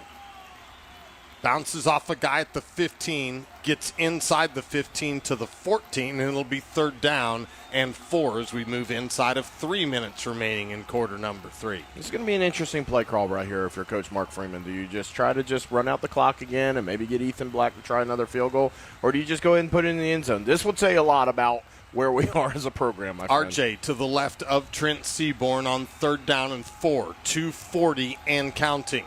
3 wide receivers all to the far side of the field in a bunch formation. Handoff. Straight ahead goes RJ down to the 17-yard line. So a gain of 1 will bring up a fourth down and 3, 2:18 and counting. They can run it inside of 2 minutes if they so choose. RJ out, KJ in. Fourth down and 3, and we've got a whistle and a flag. So there's that shift by the defense, but since they moved laterally, I think they're going to give them the benefit of the doubt and call it as a false start of us. And Mark is talking to that referee on the near side. Mark Freeman is. He is not happy with that call. Yeah. And I think the reason why they're giving it to Opelika and the penalties going against Thomas is because they shift laterally, almost as if a defensive shift, instead of moving forward. So that's why they're saying it was a false start by Thompson. That'll back it up to the 18-yard line. That'll make it a fourth down and 7. Tanner Eman goes out. Trey Knight comes in. So a 4-receiver set, 2 to either side of the field. KJ to the right of Trent Seaborn. Back to pass. He goes on fourth down. Lets it go. Has his man, Price Lewis, on his feet. And now down finally at the 5-yard line. That'll move the chains for a Warrior first down. It'll be first and goal from the 5. And more importantly than anything else, the clock keeps running. So now you can run it again. You can start running down that clock. But again, Trent Seaborn, what kind of throw you want him to make? A huge, huge throw. Bullet to Price, and then give him credit for bouncing off, breaking a tackle. Inside of 90 seconds remaining in quarter number 3. First and goal from the 5. Handoff. Left-hand side goes RJ. He's run out of bounds right about the 3-yard line. That'll be second and goal from the 3. Well, hopefully this is the last time I say this. RJ, 6 touchdowns on the year. If he stays in the backfield, looking for 7, this would be a great cap to his senior year to punch one in. Second and goal from the 3. Handoff, RJ straight ahead into the end zone. Touchdown, Warriors. Touchdown, RJ Evans. And let's just read it off for you now. 15 career touchdowns, over 1,200 yards for RJ. Patiently waited his turn for a couple of years. He had to split the load, 3 running backs this year. But RJ, a consistent senior running back, never a doubt. No problem. I've got 2 buddies to share the workload with, but RJ, celebrate that, man. That is basically a lifetime achievement award touchdown for your services. Ethan Black on to attempt the extra point. Price Lewis to hold. Kick is away, and it is good, and that young man's going to need a massage on that right leg tomorrow. Warriors 48, Bulldogs 3, 47 seconds remaining in quarter number 3. 7A state championship game from Protective Stadium in downtown Birmingham. Sure looks good at this point. Well, and Ethan Black has contributed 9 total points. We talked about the importance of those 2 field goals. Hey, it could have been 8 more points up on the board for Thompson right now, but Ethan, steady Eddie in there, making those field goals to make it that 6-0 first quarter lead. Remember, 6-0 and the 1. If you would have told me coming into this game that Ethan Black alone would outscore Opelika, I would have taken that deal. I think he also maybe has more rushing yards. Oh, he's got the ball on the tee once again at the 40-yard line. What does he have, 4 times the points? Yeah. 12-3. No, 9 points. He's got 9 points. So 3 times, but yeah. 2 field goals. Yep. And 6 extra points. Wait, 6? I'll count it. Just 8, saying. 9, 10, 11, Kick 12. is away, taken at the 7, across the 15, the 20, across the 25, still on his feet, across the 30, and he has an opening. He's across the 40, the 45, the 50, angling out of bounds, and finally run out inside the 35-yard line, returns it all the way to the Warrior 32. Well, again, Opelika, you're playing now for pride. You're playing to get some people some touches, some points up on the board, because now there's some records that are at stake here to the positive for Thompson. You do not want to be on the negative side of that for Opelika and have the record books now be staring you in the face. So 30 seconds remaining in quarter number 3. Opelika with the ball on the Warrior 32-yard line. And yes, Ethan has 12 points. I missed a field goal.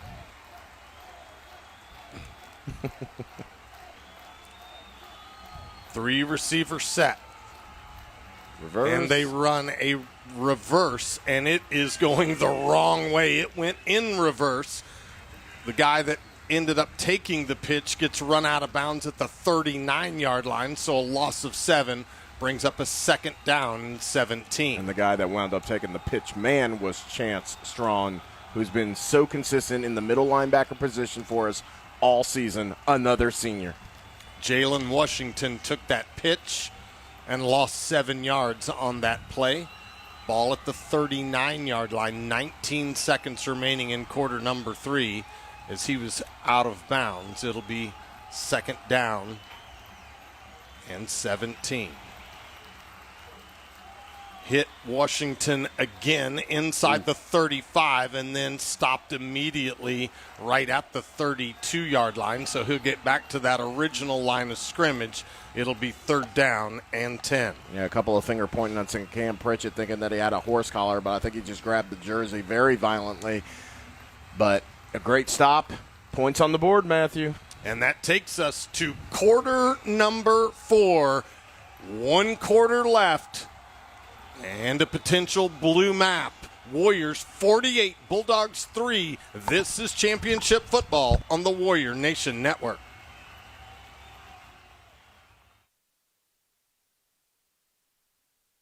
Warrior family, I'm Matthew Moyer, voice of the Thompson Warriors, and also a proud member of the Alvis Software family. So what is Alvis Software? It's a transportation management software. It's cloud-based, which is the first in its class, and it is absolutely amazing. Alvis, ALVYS.com to learn all about it. Bottom line is, whether you run truckload or a brokerage or both, you can do it all from one platform right in Alvis Software. We've got an app for your drivers that they're absolutely going to love, and your back office staff will be equally as happy. Alvis, ALVYS.com.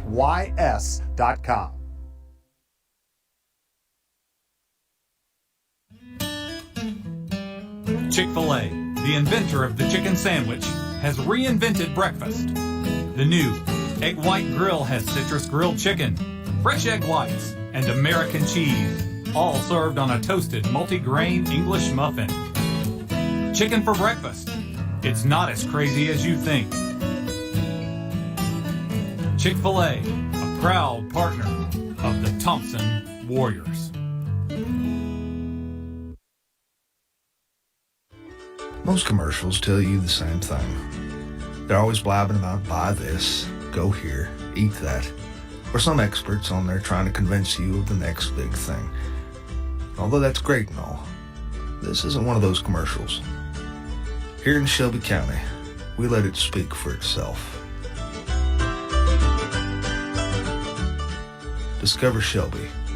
Find your trail.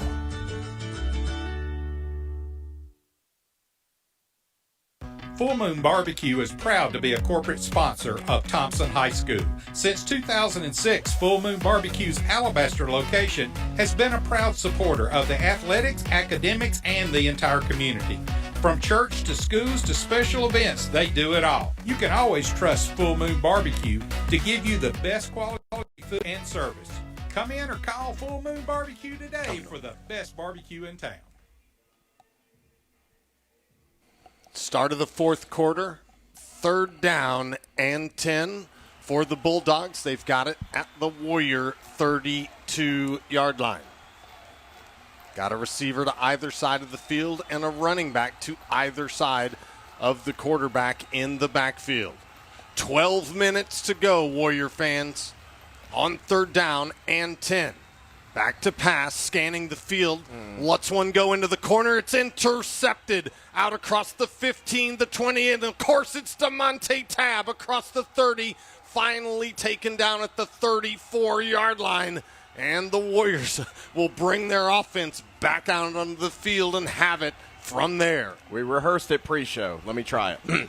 Tab! And that's exactly what happened for the 11th time. And now we've got some chippiness, we got some pushing, we got some shoving, we got some talking. This is not what you want. Just make the interception, get off the field. But Tab, for the 11th time now, an interception. That is a new season record for the school, breaking Anquan Fagan's 9 in his senior year. I don't think the penalty will be there for it, but there was a late hit on that play there on Tab while he was on the ground. Sure, and that's why Coach Freeman just lit into the officials. Now, again, hey, Coach Freeman, as sportsmanship as we know him to be. But when you do something like that, hey, all bets are off at this point. Well, he's going to protect his team. There's Absolutely. no doubt about that. There are 2 flags down, one at the 31, one at the 32. Coach Freeman is having quite the discussion with the referee on his side of the field. Now there's another one over there to talk to Coach Freeman as well. 3 referees right there around those flags discussing it. And now it looks like we will get a call from our head referee.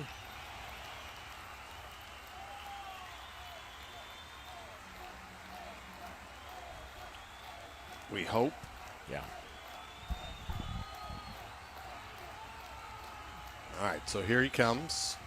I think he's got this sorted out. Yeah.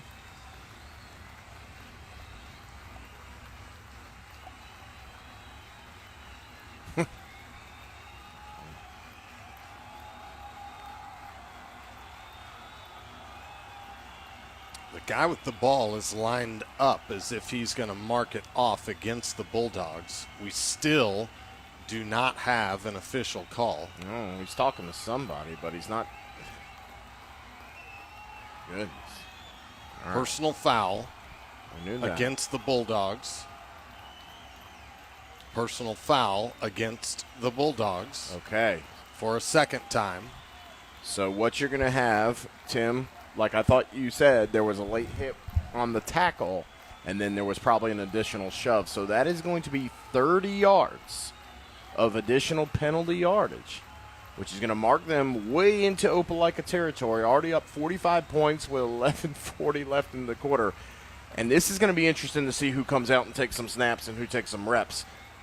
So they're inside the 40, and they'll put that ball down right at the 36-yard line of Opelika. So it went from our 34 to their 36 on those 2 personal foul penalties. And it went from an interception, inside the 5-yard line, almost at the goal line. So that's how far it goes down the field from there. And DeMonte is just on another level right now. I mean, it is just unreal how well that young man is seeing the ball. Guys, he had an interception the day after Thanksgiving. We didn't even play. I don't know how he pulled it off, Right. but, I mean, he just keeps the streak alive. It is just it's something else. That's the only way that I can put it. It's one of the single-season greatest defensive performances I've seen. Jahari Nation in at quarterback for the Warriors. 11:43 to go here. in quarter number 4. 1st and 10 from the 36-yard line. Don't forget Jahari, 8th grader. Pegues with the handoff inside the 35, inside the 30, down to the 29-yard line. 7-yard gain will bring up a 2nd down and 3. Something tells me we're going to be saying Jahari to Jafari for years to come, as the 8th grader just handed it off to the sophomore. Billingsley in at receiver, Bevel in at receiver. They are split to either side of the field on 2nd down. Pegues directly behind Jahari in the backfield. Give it to Pegues, looking for some room. Bounces to his right. Going to be dropped for a bit of a loss back to the 37-yard line. And that'll bring up a 3rd down and 10. Yeah. Freeman did not like something there, so he immediately puts in Zealand Danielson for the 3rd and long. I don't know if we've seen Zealand throw it. Well, he's done it a few times, but let's see if they let number 10 wing it here for a little bit. Billingsley to the far side, Bevel to the near side, and Pegues to the left of Danielson in the backfield for the Warriors. 10:28 and counting, 3rd down and 10. Still 6 on the play clock. Fake the handoff to Pegues. Ahead goes Danielson, down at the 32-yard line. That'll bring up a 4th down and 6. Thompson now over 460 total yards. Opelika only 40. On 4th down, the offense remains on the field. Billingsley and Bevel to the far side. Pegues in the backfield. For now, directly behind Danielson. Now moves to his left. Still 7 on the play clock. Give us to Pegues. Going to try that right side. Going to be dropped right there at the 30-yard line, so that'll be about 4 yards shy of the necessary yardage, and that'll be a turnover on downs. 9:27 remaining here in the 4th quarter, and the Bulldogs will have it at their own 30. Yep, and I saw a couple of second-string linemen, Sully Cole being one, a few of these seniors who are getting their final chances in a championship season. Again, for these seniors, this will be 3 titles in 4 years. Impressive.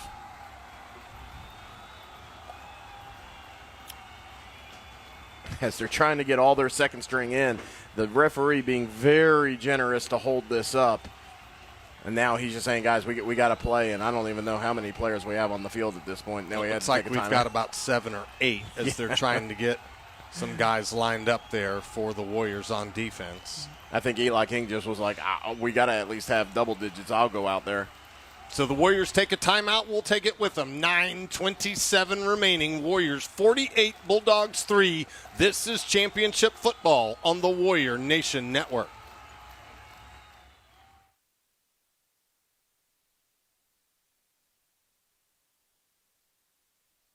Tell it's gonna be a good day? Well, Wendy's breakfast, like a delish breakfast Baconator, sausage breakfast burrito, or Honey Buddy, can turn your day from bland into OMG, OMG, OMG. Fresh cracked eggs, crispy bacon, and seasoned potatoes. This is so yumma delicious fast. Is that a word? When you want more out of mornings, gotta be Wendy's.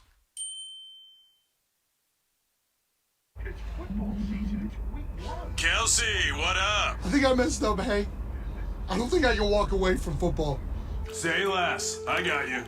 Jason Daniel Kelsey, welcome back to football. This is a Buffalo Wild Wings. Exactly. Where you watch all the games while stuffing your face with, like, the greatest wings. So good. And all the... 1st and 10 from the 30-yard line. Handoff to the running back. He fights his way out to the 34. That 4-yard gain will bring up a 2nd down and 6 for Opelika. 9:15 and counting. Calling anybody I see at this point. Seth Green was in there on the tackle. Brandon Harris. See number 15 out there. C.J. Daly. Future is bright for these guys. On 2nd and 6, we move inside of 9 minutes remaining. Bulldogs shift to the left side of the field, the near side. Fake the handoff. Ooh. Quarterback pulls it down, calls his own number. He's across the 40, still on his feet, and finally run out of bounds at the 45-yard line. That'll be a first down for Opelika. T-Rob still in there for the defense just to give some experience in the defensive backfield there, but good job by Opelika picking up, I believe, their fourth first down. Moving quickly on offense. Fake the handoff, quick pass out to the receiver. Tackle T-Rob. Very good tackle there after a gain of 6 yards. It'll be second down and 4 as we're now inside of 8.5 minutes remaining. Cornerback number 7, Terry Robinson. He had 3 interceptions for us this year. He's a junior, so he'll be coming back at his DB position. Receiver to either side of the field for the Bulldogs. Johnson in the backfield in the running back position, just offset to the right of the quarterback. 8:05 and counting. Handoff is to Johnson, fights his way forward. He'll get to that 45-yard line, and that'll be just enough to move those chains for a Bulldog first down. 7:56 is what the clock shows. It will stop momentarily as they get those chains reset. And Colton Moore, tackle, now over 200 on his career. Congratulations to Colton Moore. Clock starts running again, 7:50 and counting. First and 10 from the Warrior 45. 2 running backs in the backfield. Give it to the second man through. He's going to get it inside the 40, still fighting forward, and finally taken down at the 37. Gain of 8 will bring up a second down and 2, 7:30 and counting. Trying to see some more guys coming in. 31, rugged Reed Van Zant, the senior linebacker. 7:15 and counting. Second down and 2 from the 37. Man in motion for the Bulldogs. Give it to that running back. Left-hand side inside the 30. Down to the 25-yard line. That'll move the chains again for another Opelika first down. 6:58 is where the clock stops until they get those chains reset. Yep, and that was C.J. Johnson, that senior running back for Opelika, as he goes off to the sideline. First and 10 from the 25. 2 running backs in that backfield for Opelika. Under center is the quarterback. Give it to the first man through. Inside the 20, still on his feet fighting inside the 15. Finally taken down at the 14-yard line, and that'll be another Bulldog first down. 6:28 is where the clock stops until they get those chains reset. First and 10 from the 14. Clock running again at 6:22 and counting. Staying in that same formation. 2 running backs and quarterback under center. Give it to the second man through. He's got some room. Into the end zone he goes, but there is a flag down at the 15-yard line. So we will see if that score stands. Judging by number 39, he just put his hands up like, what in the world? I think there's going to be a holding, and it is. So Nelson made his way into the end zone, but he did so because somebody on that same team held. Mm-hmm. Also now coming in, number 71. That's another one of my guys, Zay Felton. He was an escort in the Miss Thompson pageant. Tore the house down with his breakdancing routine, too, by the way. So moves the ball out to the 24-yard line. It'll be first and 20 from there. 6:08 remaining in the contest. A little bit of pride on the line for both teams right here. Put a receiver to either side of the field on first and 20. Shotgun formation this time for the Bulldog quarterback. And now we've got a whistle and a flag and an offsides called against the Warriors. So that'll move it back up 5 yards. It'll be first down and 15. So move it to the 19-yard line. Still making substitutions liberally here. Brandon Harris now coming in for the Warriors. King Golson, the near defensive end on our side. On 1st and 15, receiver to either side of the field, Nelson to the left of the quarterback in the backfield. Give us to Nelson inside the 15 and down to the 11-yard line. That'll bring up a 2nd down and 7. That was another great tackle by Noah Kwong, this time playing at the safety position as more guys rolling in, Christian Ballard being one of them. On 2nd and 7, 5:45 and counting. Bulldogs stay with the receiver to either side of the field, Nelson to the left of the quarterback. 5:35 and counting. Give is to Nelson. Straight ahead he goes inside the 5. Down at the 1-yard line. Referee took a pretty hefty shot there. They're going to call him down at the 2.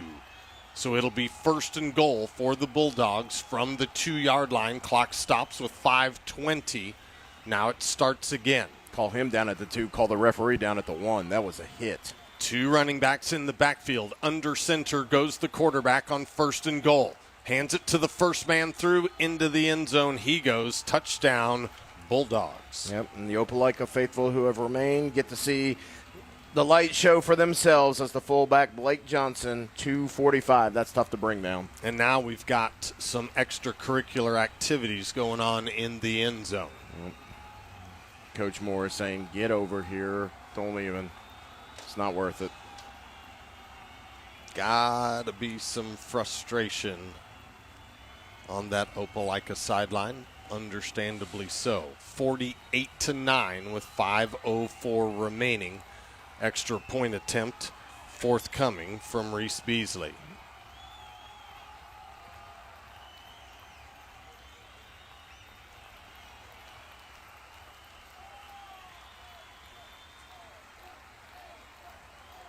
Beasley gets lined up. Snap, the hold, and the kick, and it's good. And so with 5:04 remaining in our 7A state championship game, Warriors 48 and Bulldogs 10. Take a quick timeout. We'll be right back. This is championship football on the Warrior Nation Network. Hey Warrior family, are you in need of any carpet cleaning services? Steamworks' highly trained and top-rated team has been the carpet and upholstery cleaner of choice for many local residents and businesses in the Birmingham metro area since 2005. We use the industry's most advanced cleaning equipment to clean your carpets, rugs, tiles, upholstery, and hardwood floors to the utmost satisfaction. For a cleaner and healthier home, call Steamworks today at 205-365-1908 and ask about our 3-room special for $120. And go Warriors! Kelsey, what up? I think I messed up, hey. I don't think I can walk away from football. Say less. I got you. Jason Daniel Kelsey, welcome back to football. This is a Buffalo Wild Wings. Exactly. Where you watch all the games while stuffing your face with, like, the greatest wings. So good. And all the beer. There we go. Let's go. See? B-Dubs is football. It's football. It's football. Let's go, Sports Ball. I'm Dr. Michael Patterson. I'm the team physician for Thompson Warriors. This will be my 16th year on the sideline, and we're excited about the upcoming season.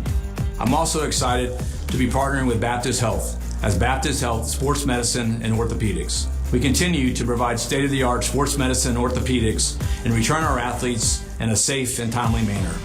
We understand the importance of early evaluation and returning our patients back to their active lifestyle. Go Warriors!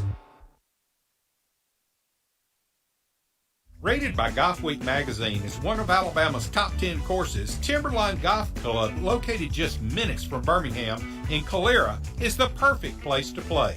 Timberline is the perfect place for a golf outing for your business or charity, and a wonderful club to make it your home course. Tee it up at Timberline, and you'll want to return time and time again.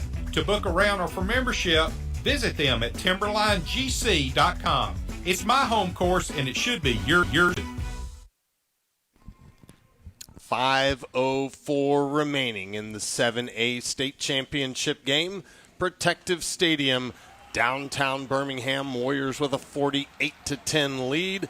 Bulldogs with the ball on the tee at the 40-yard line, ready to kick off. Beasley will do the duties for Opelika. Kick is away, high, will be returnable. Taken at the 2, across the 10, and taken down right at the 12-yard line is Mekhi Billingsley. Call it the 11. That's where the Warrior offense will begin with 4:56 remaining.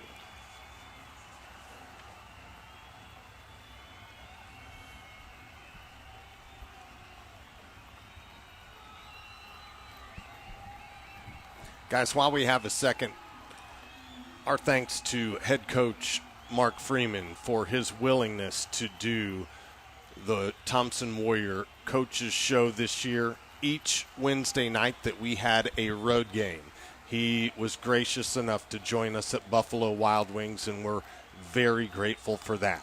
On first down from the 11, give is to the running back out across the 15, taken down at the 18-yard line.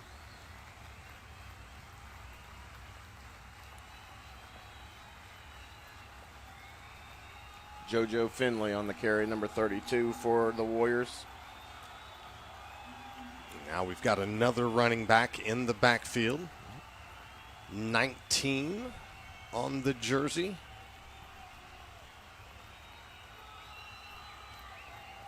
.421 and counting. Still 12 seconds on the play clock on second down and 4.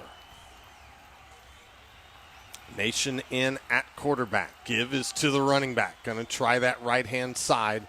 He'll get to that 17-yard line and then stopped. So that'll be a loss of 1, and it'll be third down and 5 as we are now inside of 4 minutes remaining. 3:53 and counting.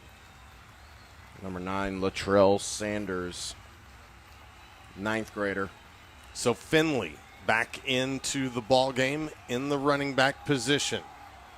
3:40 and counting. And now we've got a flag. And that guy pointed both ways within about a half a second. So we'll have to wait and see what we get here.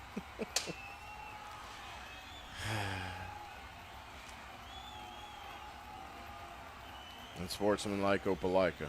Okay. So if he now there was nobody on this near side close to the official, so I have no idea what happened there. I'm guessing the coach was letting him know he was not going to send him a Christmas card this year. 3:21 remaining in the contest. 3rd and 5 now becomes first down and 10. Ball is placed at the Warrior 32-yard line. Nation in at quarterback. Finley in the running back position to his right. Connor Williams, the near wide receiver. Dominic Pitts over here at the near tight end position. So on 1st and 10, as they get things sorted out here. Still some confusion.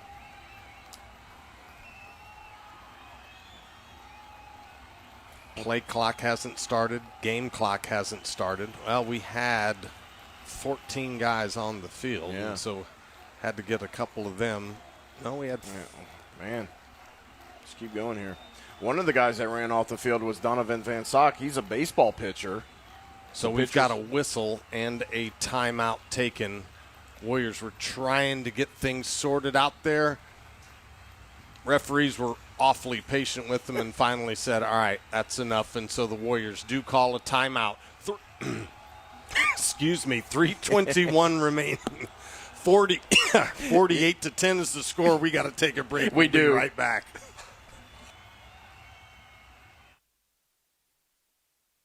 Warrior family, I'm Matthew Moyer, voice of the Thompson Warriors and also a proud member of the Alvis Software family. So what is Alvis Software? It's a transportation management software. It's cloud-based, which is the first in its class, and it is absolutely amazing. Alvis, ALVYS.com, to learn all about it. Bottom line is, whether you run truckload or a brokerage or both, you can do it all from one platform right in Alvis software. We've got an app for your drivers that they're absolutely to love, and your back office staff will be equally as happy. Alvis, ALVYS.com. 1st and 10 from the 32-yard line. Matthew's okay, everybody. Yeah, that was strange. My sincere apologies. 3:21 remaining in the 7A state championship game. Handoff. Pegues, straight ahead he goes. He'll get it out to the 34, that gain of 2. Bring up a 2nd down and 8, but more importantly, 3:10 and counting remaining in the contest. Connor Williams going to be substitute out. TJ Kirkland coming in, sophomore wide receiver. Just trying to see as many people as I can. Latrell Sanders in the backfield wearing 19. Inside of 3 minutes at 2:53 and counting. Still 18 on the play clock. More line changes. 2nd down and 8. Pegues to the left of Nation in the backfield. Give us to him. Straight ahead he goes across the 40, a 45 across midfield inside the 45 and forced out of bounds right at the 40-yard line. Nice run there by Mr. Pegues. That'll move the chain. Listen, I was going to mention because I was looking up his number. That center, Connor King, sophomore, 5'9", 245, had a wonderful block to spring that right up the middle. So Connor King not only getting some reps at the center position, but a wonderful block by the young man. Clock begins to run again at 2:10 and counting. 1st and 10, ball at the Bulldog 40-yard line. Nation and Pegues in the backfield. Receiver to either side of the field here on 1st down. Pegues bounces it to the left side, inside the 35, still on his feet, inside the 30, the 25, and taken down right at the 20-yard line with 1:45 remaining in the game. And with those runs, over 500 yards of total offense. Thompson Warriors, a dominating performance in a championship setting. Finley comes into the backfield with Nation. 1:30 and counting. 1st and 10 from the 20-yard line. Receiver to either side of the field. Finley to the right of Nation in the backfield. Now down to 1:15. Finley with the handoff. Straight ahead he goes. He'll pick up 2. It'll be 2nd down and 8 as we move to 1:05 and counting remaining in the game. Inside of a minute.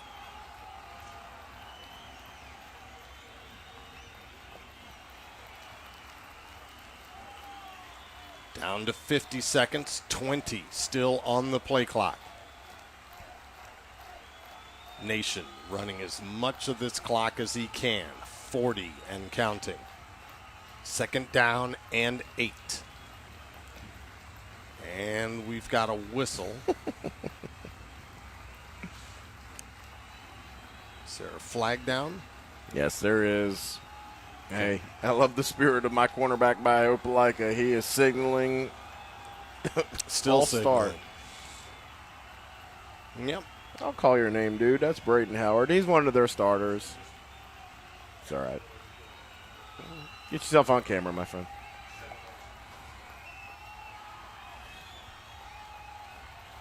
Pegues back into the game at the running back position. 32 seconds remaining.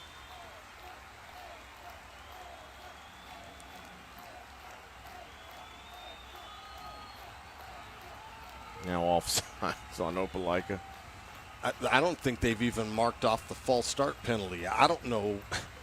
Yeah, guys, it is 32 seconds left of a 38-point game. We get it. It's all right.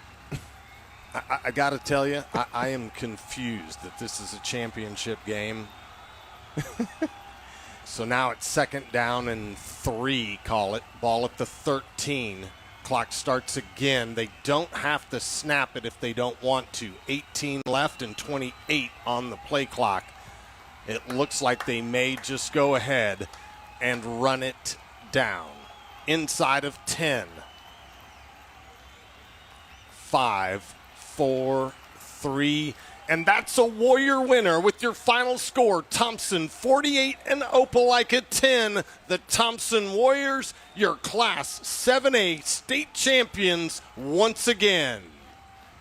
Fireworks going off above Protective Stadium. Tim Melton, Brian Pavlik standing by with our post-game show. Head coach Mark Freeman makes his way out to congratulate his opposing coach. He will celebrate with his team, pray with them, address them, and they will have the awards ceremony coming up momentarily. Boy, guys, just a dominant performance from the very first kick tonight. You know what's funny is just reflecting back on the last two games, the kids who started the scoring. It wasn't the kids that you thought, but Mekhi Billingsley of that Central game. And then, of course, Ethan Black with two important field goals. Again, guys, 6-0 at the end of one. On two Ethan Black field goals, we left 8 points on the board. We actually had 7 or 3 given on a few penalties. This could have been even worse. But as we are all now celebrating in this box, taking photos, texting family members, Warrior Nation, congratulations again. The blue map stays at 238. Guys, we have seen the fight of this Warriors team all season long. This moment right here, even through times of adversity, feels extra special. You compile it all with this being the 8th straight championship appearance. It's hard not to put it into perspective just how meaningful a moment like this is, celebrating yet another title for Thompson. And let me mention something that I found was very ironic. You know, for a while there, it was 48-3, and that would have been a 45-point margin of victory. Well, somebody check that math. Yeah, you're right. Well, we were on the losing end of a 45-point defeat in our first championship appearance, 52-7 against Central, in our first appearance in the Mark Freeman era. And we have taken off from there. So Opelika, nothing to be ashamed about. It just was not your night. You ran into a Thompson team that's one of the best that we've seen, and that's tough to say even in this decade of dominance. Opelika will be back in a lot of ways. But until somebody knocks off Thompson, you cannot pick against Thompson, especially in the month of November, and definitely not the first Wednesday of December. Nope, not at all. And what's really scary, quarterback, junior, defensive lineman that has signed with Oregon, junior. And now we have to say Ethan Black, your kicker, junior. I mean, it's just down the line. These guys are set up for another run. The greatest stat that we gave you all year, we found it ironic. Coach Freeman won 5 state championships with only 4 region titles.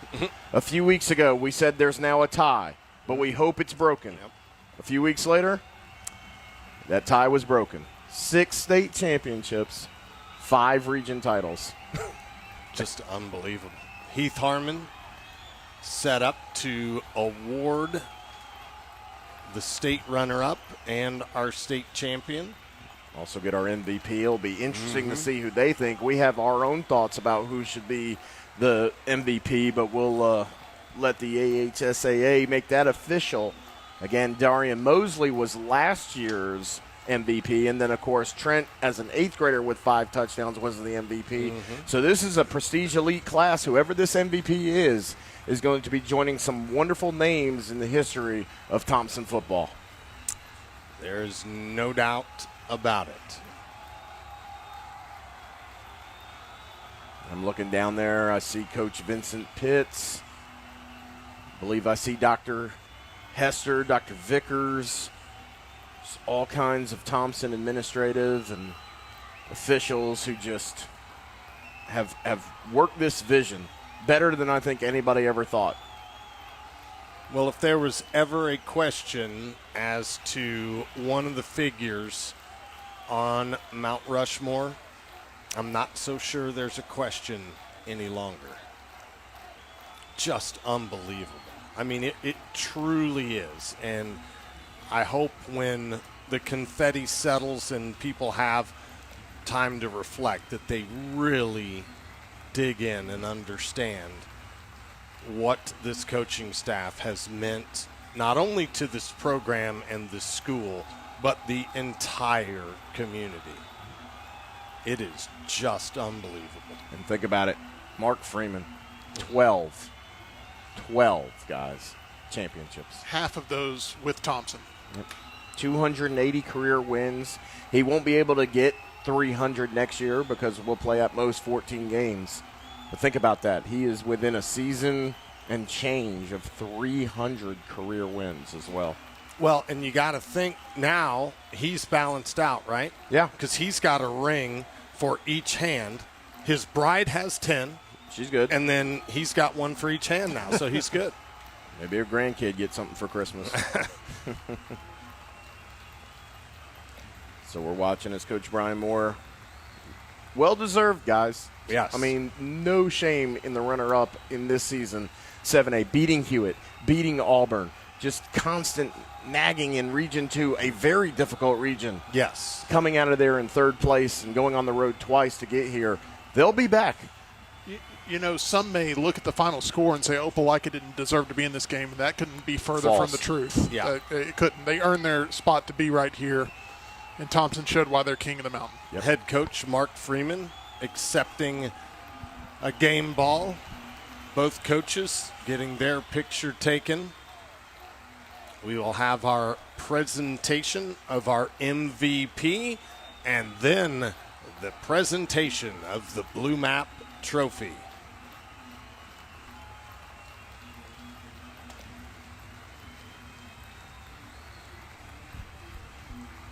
So they'll pick up the MVP plaque. Here we go.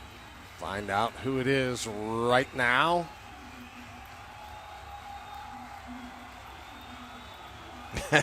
Trent Seaborn is your MVP for your 2025 7A state championship game.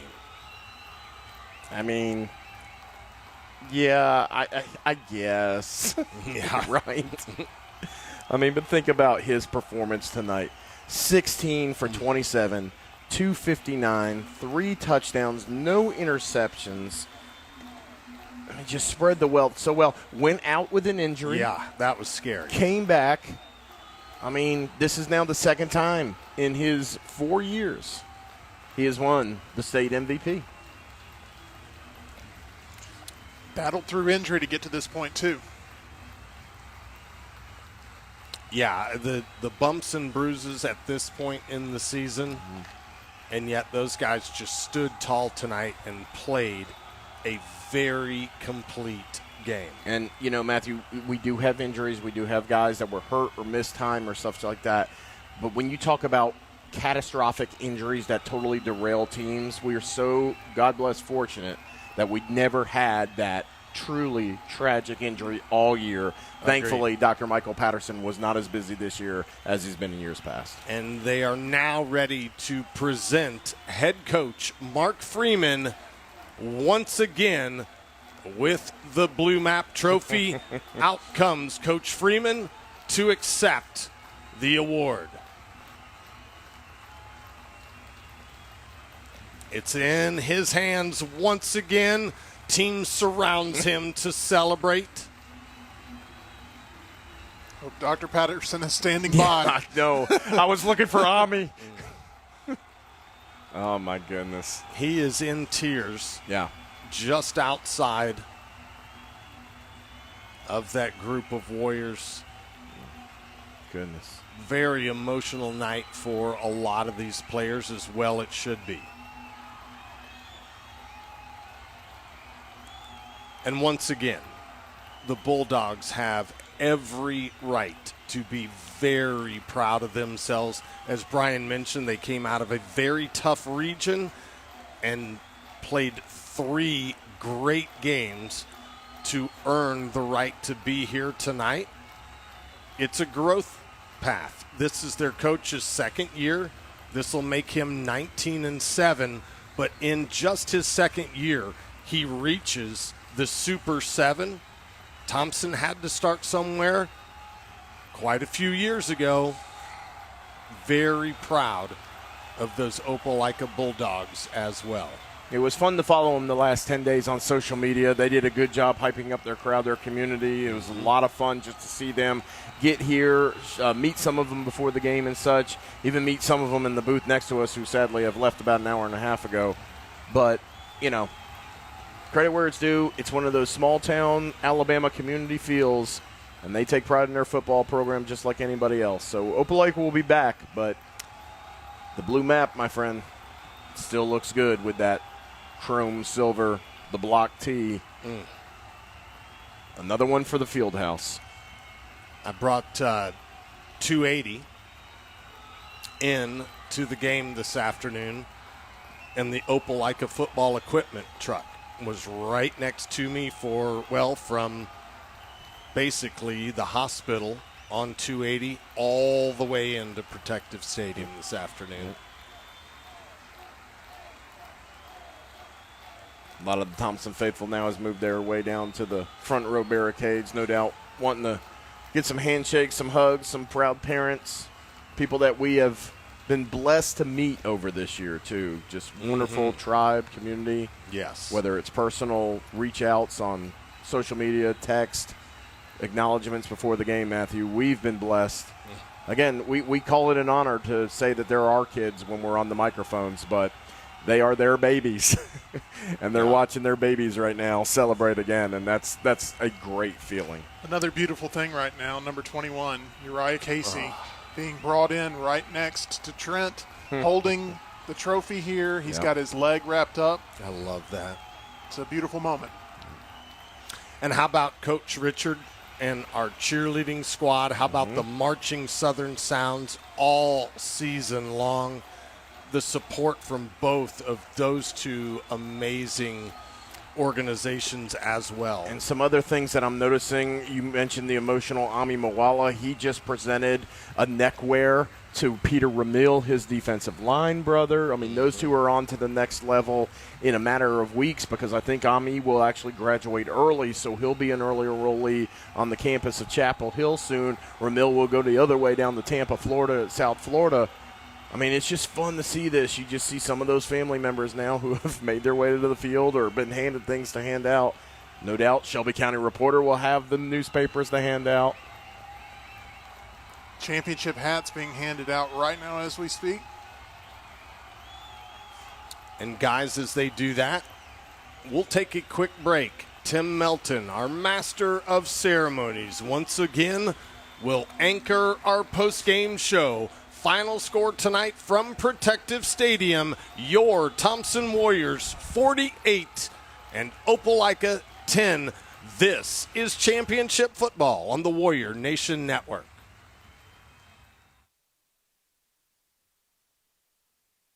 Express Texaco is your one-stop shop for all your convenience needs. From ice-cold beverages to their delicious Hunt Brothers Pizza, Warrior Express has everything you need to get Warrior ready this football season.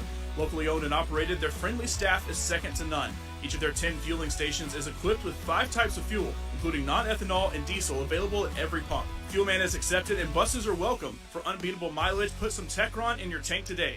Go Warriors! Welcome in as we are live here on the Warrior Nation Network postgame show presented by Podos, HCR Cabinets, and Saginaw Pipe. Your final score, Thompson 48, Opelika 10. Thompson winning 6 out of the last 7 state titles, and they do it right here under the bright lights of Protective Stadium in Birmingham, Alabama. I am Tim Melton, joined here in the booth by the voice of the Warriors, Matthew Moyer, and our in-game analyst, Brian Pavlik. Matthew, this was a game where the Thompson Warriors never trailed, and it never felt like this one was at risk. They came in, they took care of business. What a game, what a moment, what a season. Yes, to all of that. I will tell you one of the things that when we look back as some of the more impressive moments of the game, got it down to 6 inches outside the goal line on the first drive, did not score a touchdown, put 3 up. Got it down into the red zone again on their second drive, did not score a touchdown, put up a field goal that could have broken their spirit. It did exactly the opposite. It strengthened their resolve, and they never looked back from there. I think that is huge for this team tonight. You've heard the phrase that patience is golden. Well, tonight patience is blue in the blue map that this Thompson team is taking back to Alabaster with them. A great crowd tonight as well, showing up in full support of these Thompson Warriors. It has been such an asset for this team all year long, including in a championship setting tonight. The Warrior fans have been a blessing all season long. You know, you could see it through the video in the Grayson game. Big group there. We were on the road with this team every week. So fortunate to be able to do that. And the Warrior fans travel so well, and they did not disappoint. Once again tonight, the Warrior side of the stadium had so many loyal fans, the Marching Southern Sound and the cheer squad, and just the support that they put behind this team is such a beautiful thing. Brian Pavlik, there was so much drama associated with this season, so many moments where the resolve of this team could have been tested and they could have caved. This is a team that fought until the very end, came in, took care of business tonight. What were your thoughts about this game specifically as the Warriors are headed back home as champions? The stars were the stars. The names we have called all year lead and top the stat sheets that I'm looking in front of. But then, man, some of those unsung guys, and I say unsung just because we don't talk about them as much as every down contributors. Ethan Black, the importance of, thank you, everybody, 12 points that Ethan scored, and the interception by Chauncey Allo, and, of course, DeMonte doing it again and such. But it's just every game it was somebody that you just felt proud of. And it may have been somebody consistent. It may have been somebody out of the blue. But it just was a different person. You couldn't say this team live or died by one person. And that's what I love about this team. Total collective effort, and coaching staffs far and wide, they do preach that message of come in and do your job. This is a team that did exactly that from the beginning of this game with the first kickoff at 7 o'clock all the way up until the final whistle. This is a team that did their job throughout the course and duration of this, and they never took their foot off the gas. It was truly a game where the execution was rewarded at the end with the state title. And, there were some moments there where I kind of felt the irony of the whole thing. I loved where it was, we're going to let KJ run the ball, you're a senior. Then we're going to let RJ run the ball, you're a senior. And then Price is going to get 2 touchdowns, you're a senior. And then we're going to start throwing it to Trey Knight a little bit more, you're a senior. So there is a little bit of symbolism in some of that stuff that we happened, especially with those 4 particular seniors. So I was very happy to see a lot of them get some tape and say, look, when I go back years and I listen to Matthew and Tim and Brian and all that, I can tell my kids, my grandkids and such, hey, I caught a couple, I caught a few, or I caught a lot of touchdown or just receptions this season, this game. And look at this one. Here it is right here. Here's that route. 5-yard dig route. Look at that. Look how good Dad was. I mean, it's going to be special for years to come, and we were able to live it live tonight. Once again, a championship victory for your Thompson Warriors, 48-10, your final score as they took down the Opelika Bulldogs. Are you looking to score big on style? Poto's Boutique has you covered. From game day looks to everyday favorites, you'll find the perfect outfit to keep you looking sharp. Shop the latest trends and timeless pieces at Poto's Boutique. The winning play for your wardrobe, visit Poto's Boutique at 4570 U.S. Highway 31 in Calera, or give them a call at 205-668-0515. We continue on in mere moments with the Warrior Nation Network postgame show, which is presented by Poto's, HCR Cabinets, and Saginaw Pipe.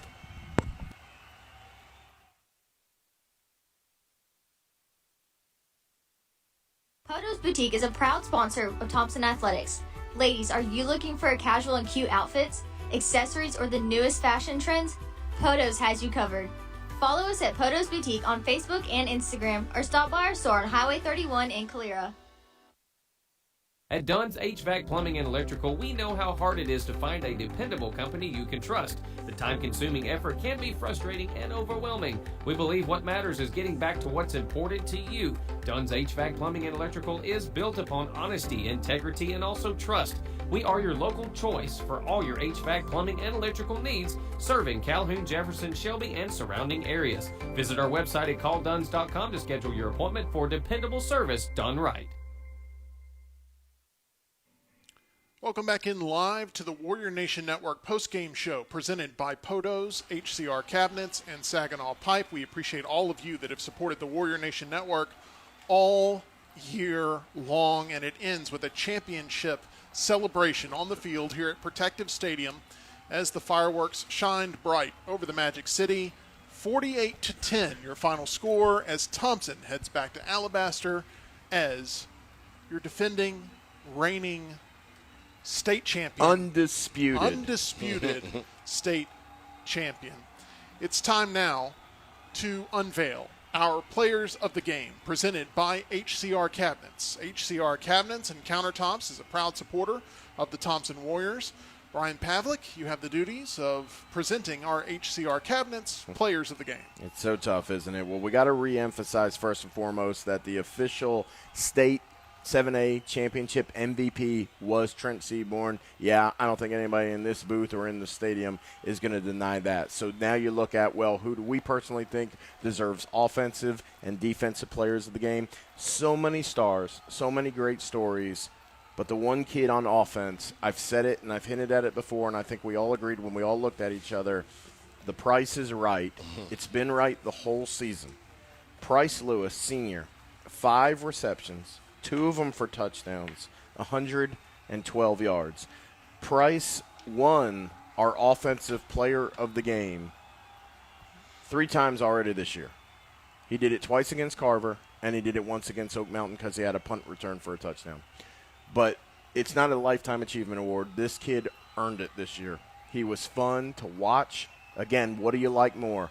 The catch, the move, the dive, or the touchdown? Price blessed us with so much this year. Matthew, I've told you off air and on air, my favorite call of yours is when you're announcing a Price Lewis touchdown. You got a chance to do that multiple times here on this field in this setting. A special night for a special young talent.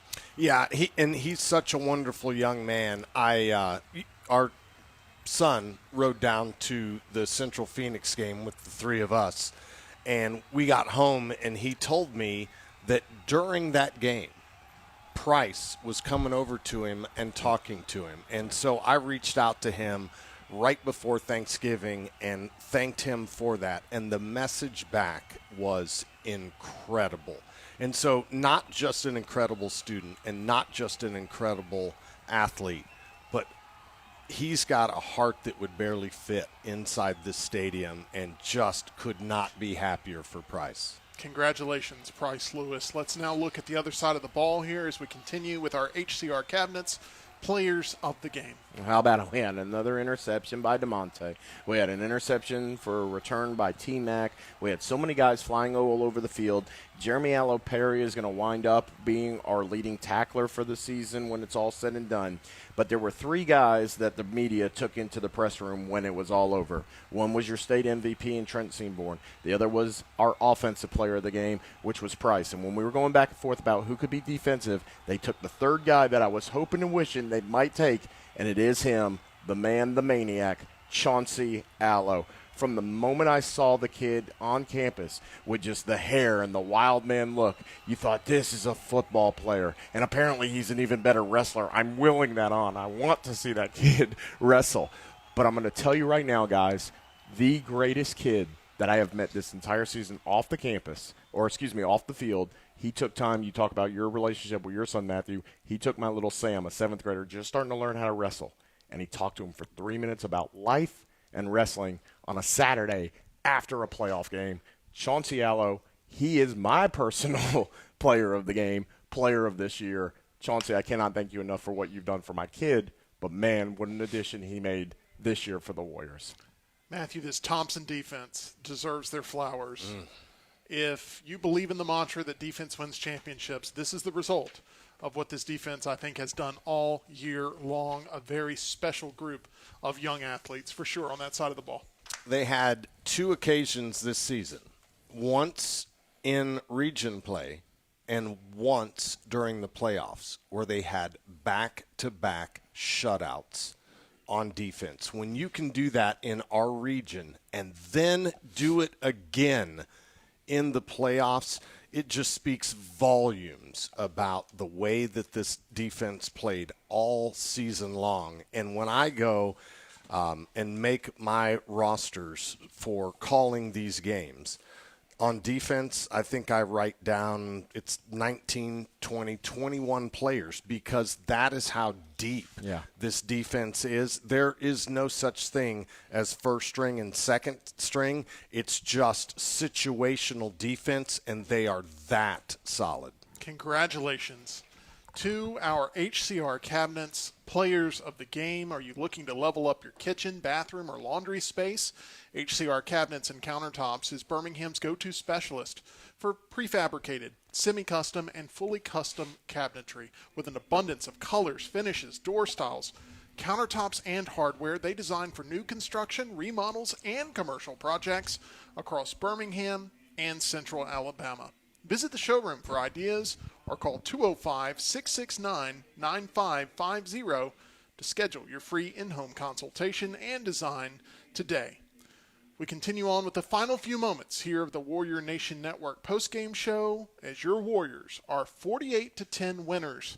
This postgame show is presented by Podos, HCR Cabinets, and Saginaw Pipe.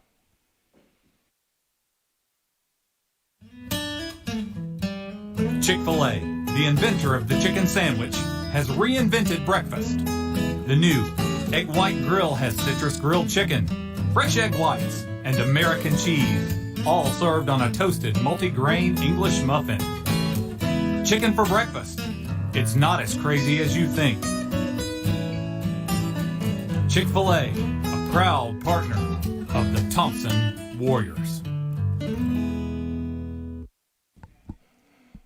Welcome back in. We are live here in the final few moments of this Warrior Nation Network postgame show presented by Podos, HCR Cabinets, and Saginaw Pipe. A 48-10 final score as the Thompson Warriors controlled this one from the get, and they walk out your champions in Class 7A here in the Alabama State Final. What a season. What an epic run here for these Thompson Warriors. Matthew, I do not envy you when you have to perform here in this final segment of the postgame show and deliver one word to sum up this particular game. That's what we're looking for here from you when we look at this championship contest that has Thompson on top of Opelika, 48-10. This one might be the easiest. It would be exuberance. I mean, just what a night. There's no other way to describe it. All of Alabaster should just be head over heels with joy tonight for the way that this team has performed once again. 8 straight championship games, back-to-back state champions once again. Exuberance would be my word for the night. Brian Pavlik, when you look at the season as a whole, and not just the season, but the run of 8 straight championship appearances that we've seen here from the Thompson Warriors, I think that is a fair word to use in this moment in time. And if you could, just kind of tell us what you're feeling emotionally after the season that has been. Well, it's not just football. You guys know how deeply embedded I am in this community, in this school. It's all these programs. It's the multiple state championships that have come home in the last calendar year. And we're talking multiple sports here, folks. We are a football broadcast. But you go back and you look at social media's past and how the Warrior Nation supports every single championship and runner-up and playoff appearance and kid and scholarship and band and everything else that happens in the theater departments and the arts and anything else that has a Thompson Warrior in our community. This is a school, a culture, a city, a program to celebrate. This is just another trophy in many cases. It's important, don't get me wrong. But what it represents is a continual drive to be the best, and that's what Thompson High School has been defined as, a generation of champions, and yes, another blue map, courtesy of your football program. Matthew, what do you think this win tonight means specifically for head coach Mark Freeman? Like I said at the end of the game, if there was ever any question about, one of the faces on the coaching Mount Rushmore, I think that question mark is absolutely gone. For him personally, there were points of the season that were difficult. For him to express that he wants to bring the joy back, not just inside the program, but outside the program as well. Let's not take things for granted because, folks, there's so many programs across the United States that would love to be a third of this. And yet he continues with this coaching staff to lead young men to do things that are just incredible. I think this one is really special for him. I think he was able to recapture that joy that he felt was lacking, not necessarily missing, but lacking. I think this one's really special for Coach Freeman. I'm going to give each of you a chance here to express your final words on this Warrior Nation Network season.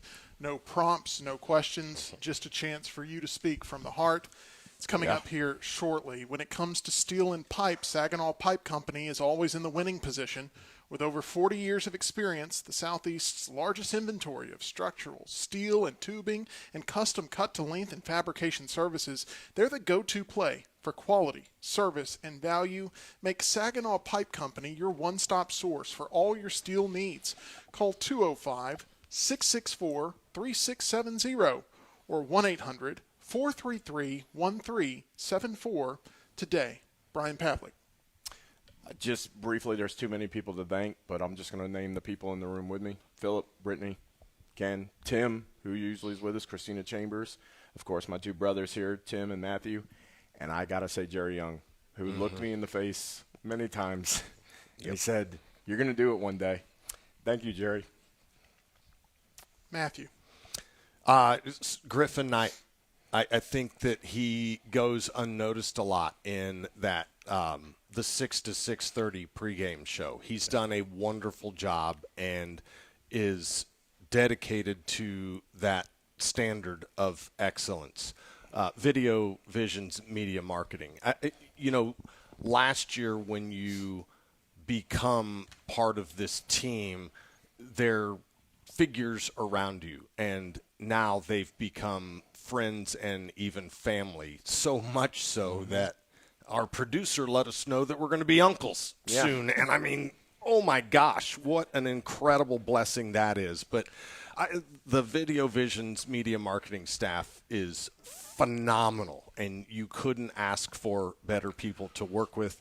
Dr. Vickers, Dr. Hester, and then Coach Pitts has done, I think, a wonderful job of assembling so many different things within the athletic department at Thompson, but so incredibly grateful to sit in one of these three seats with the Warrior Nation Network, and then finally to my family. Just so grateful. It's a big time commitment, and they support it. Just incredible, and could not be more grateful for that. Very well said, gentlemen. I'm going to try my hardest to take us home by addressing Warrior Nation. Tonight, we may be located all over the globe, but we stand together to celebrate history. Our team now holds on to yet another Class 7A title, a sixth in 7 years, as these athletes have carved out a legacy that cements their names into the very fabric of high school athletics. Here in a passionate state that's agreed upon greatest export is indeed football. To the team, what I have witnessed this season and now for so many seasons before it is more than dominance on the field. It's a living testament to discipline, heart, and unity. You fight for each other, and we try our hardest to document it every week. While many tune in to see the final results, very few get to know the sacrifice that comes along with you facing tough decisions head on, growing physically, emotionally, and spiritually every day. Very few witness the grit and determination you tap into as you push yourself to the absolute limit. And almost no one sees the grace found in you seeking resolution during times of strife, when things don't go your way. It may just now be hitting you that the score is what you wanted, but the clock has officially hit zero. You all played together for one last time tonight. And you made magic here in a city whose moniker shares that sentiment. Congratulations. Cherish it. Now to the doubters. Mark my words. This is the most dominant run Alabama high school sports has ever known. But championships are not built on talent alone. They are built on culture. They are built on community. They are built on the parents who cheered from the stands, home and away. The band that received noise complaints. The teachers who challenged these students in the classroom. The coaches who saw greatness before it was fully realized on this field tonight. The friends and the fans that wore all the gear. The alabaster neighbors who rallied in the belief of shared goals. If you are a detractor who continues to doubt Thompson, at this point, know that we welcome it. This victory tonight belongs to so many. It is a reflection of what happens when a city rallies behind its youth and says, "We believe in you." Tonight, as the billboards remain up and the latest trophy shines under the lights here at Protective Stadium, we are witnessing a promise fulfilled, with a reminder that here in the sports world, greatness is not given, it is earned. And our team, your Thompson Warriors, have earned it in a way that will be remembered for generations. So let us celebrate not just all the championship wins, but the way each one was won. Let's not forget the sacrifices made to secure them, as we also pay our respects to any individuals who gave a piece of themselves along the way and may no longer be here to share in the joy of this result. Let us not forget, we are all here because someone believed in us along the way. Congratulations, again, to this entire 2025 Thompson program. You have given us all a season we will never forget. Here at the Warrior Nation Network, we thank you for allowing us to be a reflection of it. This final 2025 Warrior Nation Network postgame show has been presented by Potos, HCR Cabinets, and Saginaw Pipe. Warrior Nation, let's try and run it back again next season. From our entire crew, good night and go Warriors. Picasso